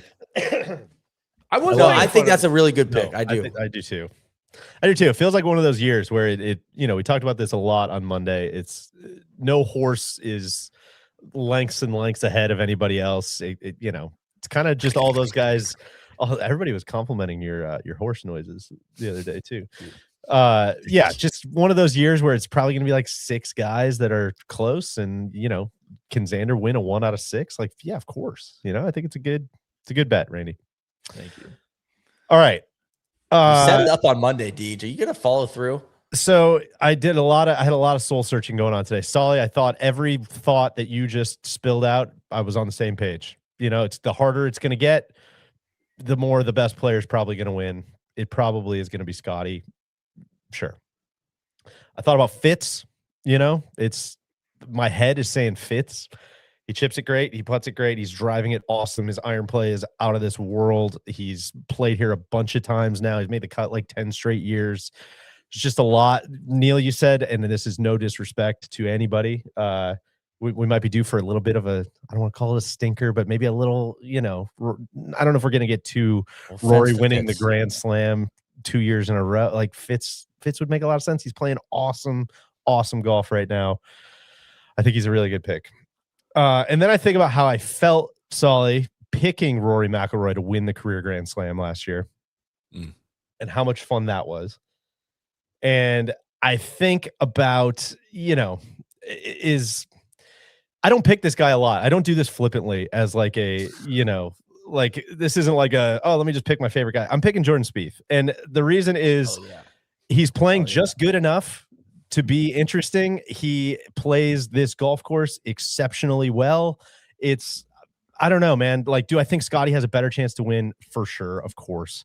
But if Spieth's gonna win another one, this is a legitimate chance for him to win another one. And I want to live in your world. It's fun. It is fun, and it's very much. Let me ask you guys. You guys think Spieth's gonna win another major in his career? I used to.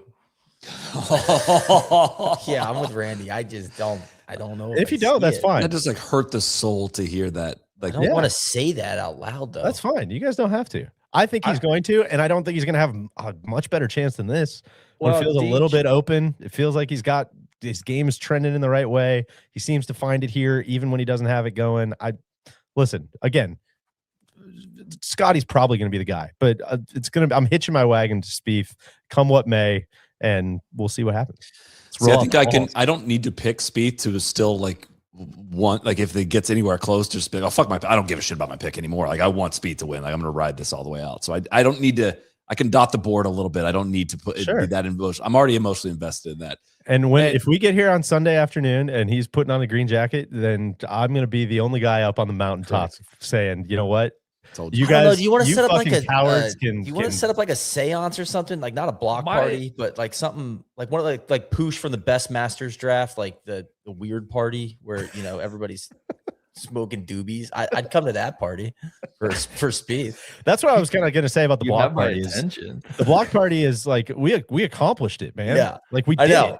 it. We're on to the next thing.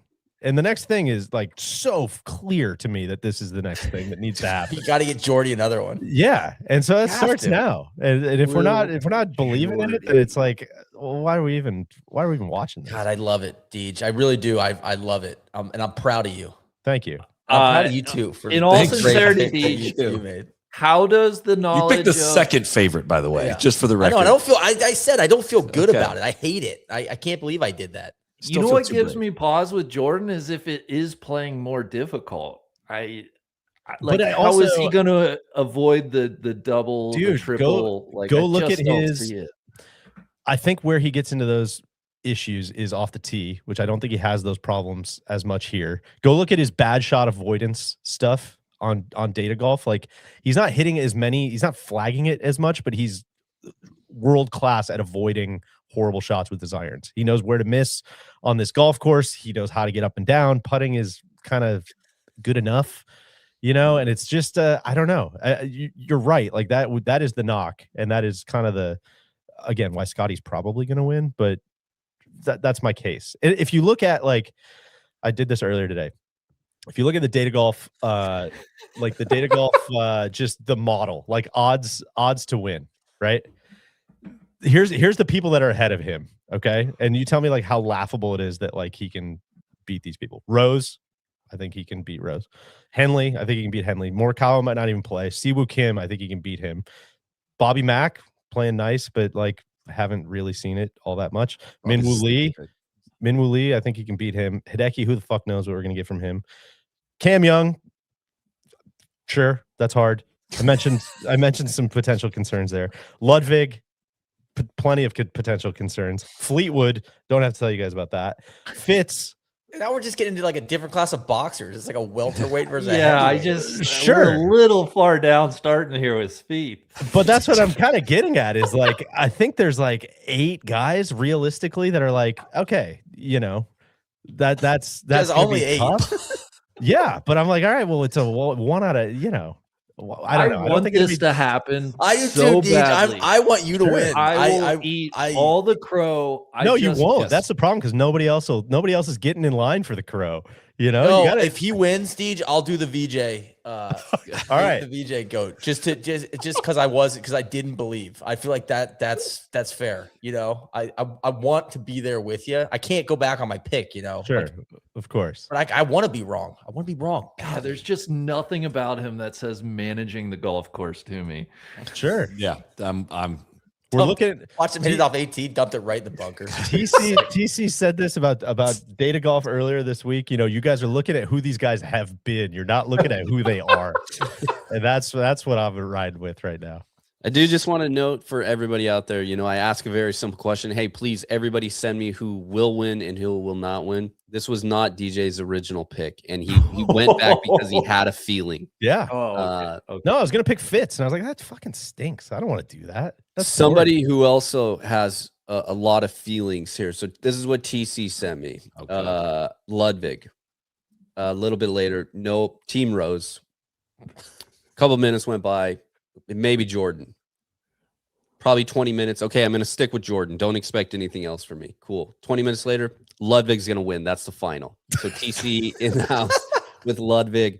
Like 2 hours go by, and he sends me, he's like, I just want you, because I know you're going to do this to me, make sure that I said the name P as well. So he also wants P included on that list of everybody. Yeah. I think we throw that out. That's he doesn't respect the game. He has no pick for the Masters this year. Yeah. The other thing, Kyle Porter, he just tweeted something out a little bit ago. He said that he counted 67 official pre-tournament interviews with players, and not a single one of them was with Brooks Koepka. He's going to win by 5. Wow. Good. He didn't do a presser? I thought he no. That would be big. This is worth nothing because I didn't pick him, but I just will say I could see a world where Bob McIntyre wins this Masters. That'd be like a little 27-1. He's not like a down the board sleeper, but playing really well, lefty, tough conditions, has played really well in major championships like that. That would be in the quote stinker category, I think, in some way, and like that's an extremely reasonable and feasible result. I agree. Brave. I agree. Brave. So I was getting that large cap, small cap ETFs going on. Anywhere else you want to diversify? International funds, maybe? I think Rom could win this thing too. Sure. All right, guys, let's wrap it there. This is good stuff for a Wednesday. I asked you guys to shout out a piece of content. Any other preview content you guys want to shout out? Randy, what'd you have? We already mentioned it. This isn't my answer, but the Shane Ryan vibes preview is good for a laugh. I did like that. I wanted to give just a shout out. The Athletic, I think, is doing a really good job with their golf coverage. And there was an article posted early this week by Jerry Brewer talking about the subject is Lawrence Bennett, who is a longtime Augusta National employee. His father was a former caddy and caddy master at Augusta National. Lawrence himself was a chauffeur starting at age 17. And I think it just, I like getting a little peek into the people that make the place, the people that aren't really, Lawrence, he doesn't even know if he'll go to the tournament this week, but kind of the place as it is the other 51 weeks of the year is always interesting. And Lawrence is a black man. There's a lot of stuff that's like really cool and a lot of stuff that's like, oh God, you can't get away from like the history of Augusta as well. But I thought it was a very nice profile, well worth a read from April 6th in The Athletic. It's good stuff. I missed that one. I gotta check it out. Soly and Neil, you guys got anything to shout out? I feel woefully behind on anything with a screen, which has been the beauty of being on site, to be very honest with you. Yeah, but on the flight yesterday, I read a quick data golf piece on Rom that I really liked. I think I sent it through the Slack, but it was just calling out that like it was kind of supporting both TC and Soly's arguments of like, no, he has played really well, but he hasn't on the data golf like total points list. He's not playing well in big spots. And just seeing them like highlight the graph compared to Rory and where he's at in his career, and it's trending really well. Strokes gained wise are like identical, but he's tailing off a little bit on like BDEs, I guess you could say. And if I may say, that would be profiling what he has been, not what he will be, exactly. Which is my stance on. He's unburdened by what which is that yes, no one is debating that he has not been good in the big events. My stance is I do not think that will continue. Sure, But I thought data golf's like I don't know. You're such a data boy now. I like it. Awesome. I like it when they put when they put words to it. You know, like help That's me. Great. Yeah, when they Blog visualize like, and they have a perspective sometimes, not always, but like they. Takes. I appreciate the takes when they put them out there. Yeah, their live blog during majors weeks. I'll send people there. That's they've always just got one of the first things I check is just they get 8 to 20 sometimes little nuggets along the way, how the course is playing. What effects the different conditions have on different things. It's always great to follow along during Masters Week or any major week. I will shout out a little different tact. You guys may not have seen this yet. This went up today. I want to shout out my guy, the bird guy on Instagram. He had a great post breaking down all the different birds on Jason Day's Malbon outfit, but he actually came back with this one today. Sal, have you seen this yet? I have. Yes, this is a good buddy. This is just another good stakes for today for this week. Really a good buddy? Yeah. Yeah. I play a lot of Solomon, a no lane up, hates birds. He knows me, and I know him. I'm going to make you a deal, Soly, this week. But first, y'all need to hear this. There's like 5 different, given any given week, like bird Instagram reels. Please stop sending me this shit. I do all the trees that you possibly can, all right? But please stop sending me the bird stuff. I don't care. All right, Soly, I'm going to make a deal with you. We don't live too far from each other, so this one, you might take me up on this one. All right, I got $187 left in my Hard Rock Bets account. I'm going to take all $187, and I'm going to spread those seeds across any line that has Jason Day in it. That's matchups, that's winner bets, that's first-round leader, top 10s, top 20s, top 30s. Any money that I make, I'm going to take that money, and I'm going to hook you up with the best bird feeder set up in your backyard. I'm gonna come over and I'm gonna do it for you. Well, there you go. I know. I mean, that's like what a dream. That's a win. I might become a bird guy. Guys, birds were out in force today. I saw 2 separate flocks of birds. They're out there. I saw 5 different types of birds today. I can't confirm the birds are real at Augusta National. I love That hurts my heart too, Soly. I already have you a damn bird feeder. You do have. I'm beyond halfway setting it up. I have not fully set it up yet, but I am beyond. Set it up. I had to pay the year subscription for it, so I'm already $300 in the hole. Clock's ticking. They've subscriptionized the bird feeders? Well, yeah, because I want to watch it. He's got to watch the video. It's got a trail cam on it. How about that? We can break that down on the trap drop, maybe. Guys, big week coming up. We're, of course, going to be live after every round right here on the No Laying Up podcast YouTube channel following the conclusion of play. Soly and Neil going to be on site all week. Look out for more fun stuff from them. We'll see if they run into scoops out there, or what was it? Spiel Schuster. Neil, the real Spiel Schuster. And with that, let's get this thing started, man. Let's get this turned on the way. Anybody who wants any more Jordan Spieth thoughts, those are going to be on my Substack. You can subscribe to that, and we will see everybody tomorrow. Cheers. Like and subscribe. Crack on.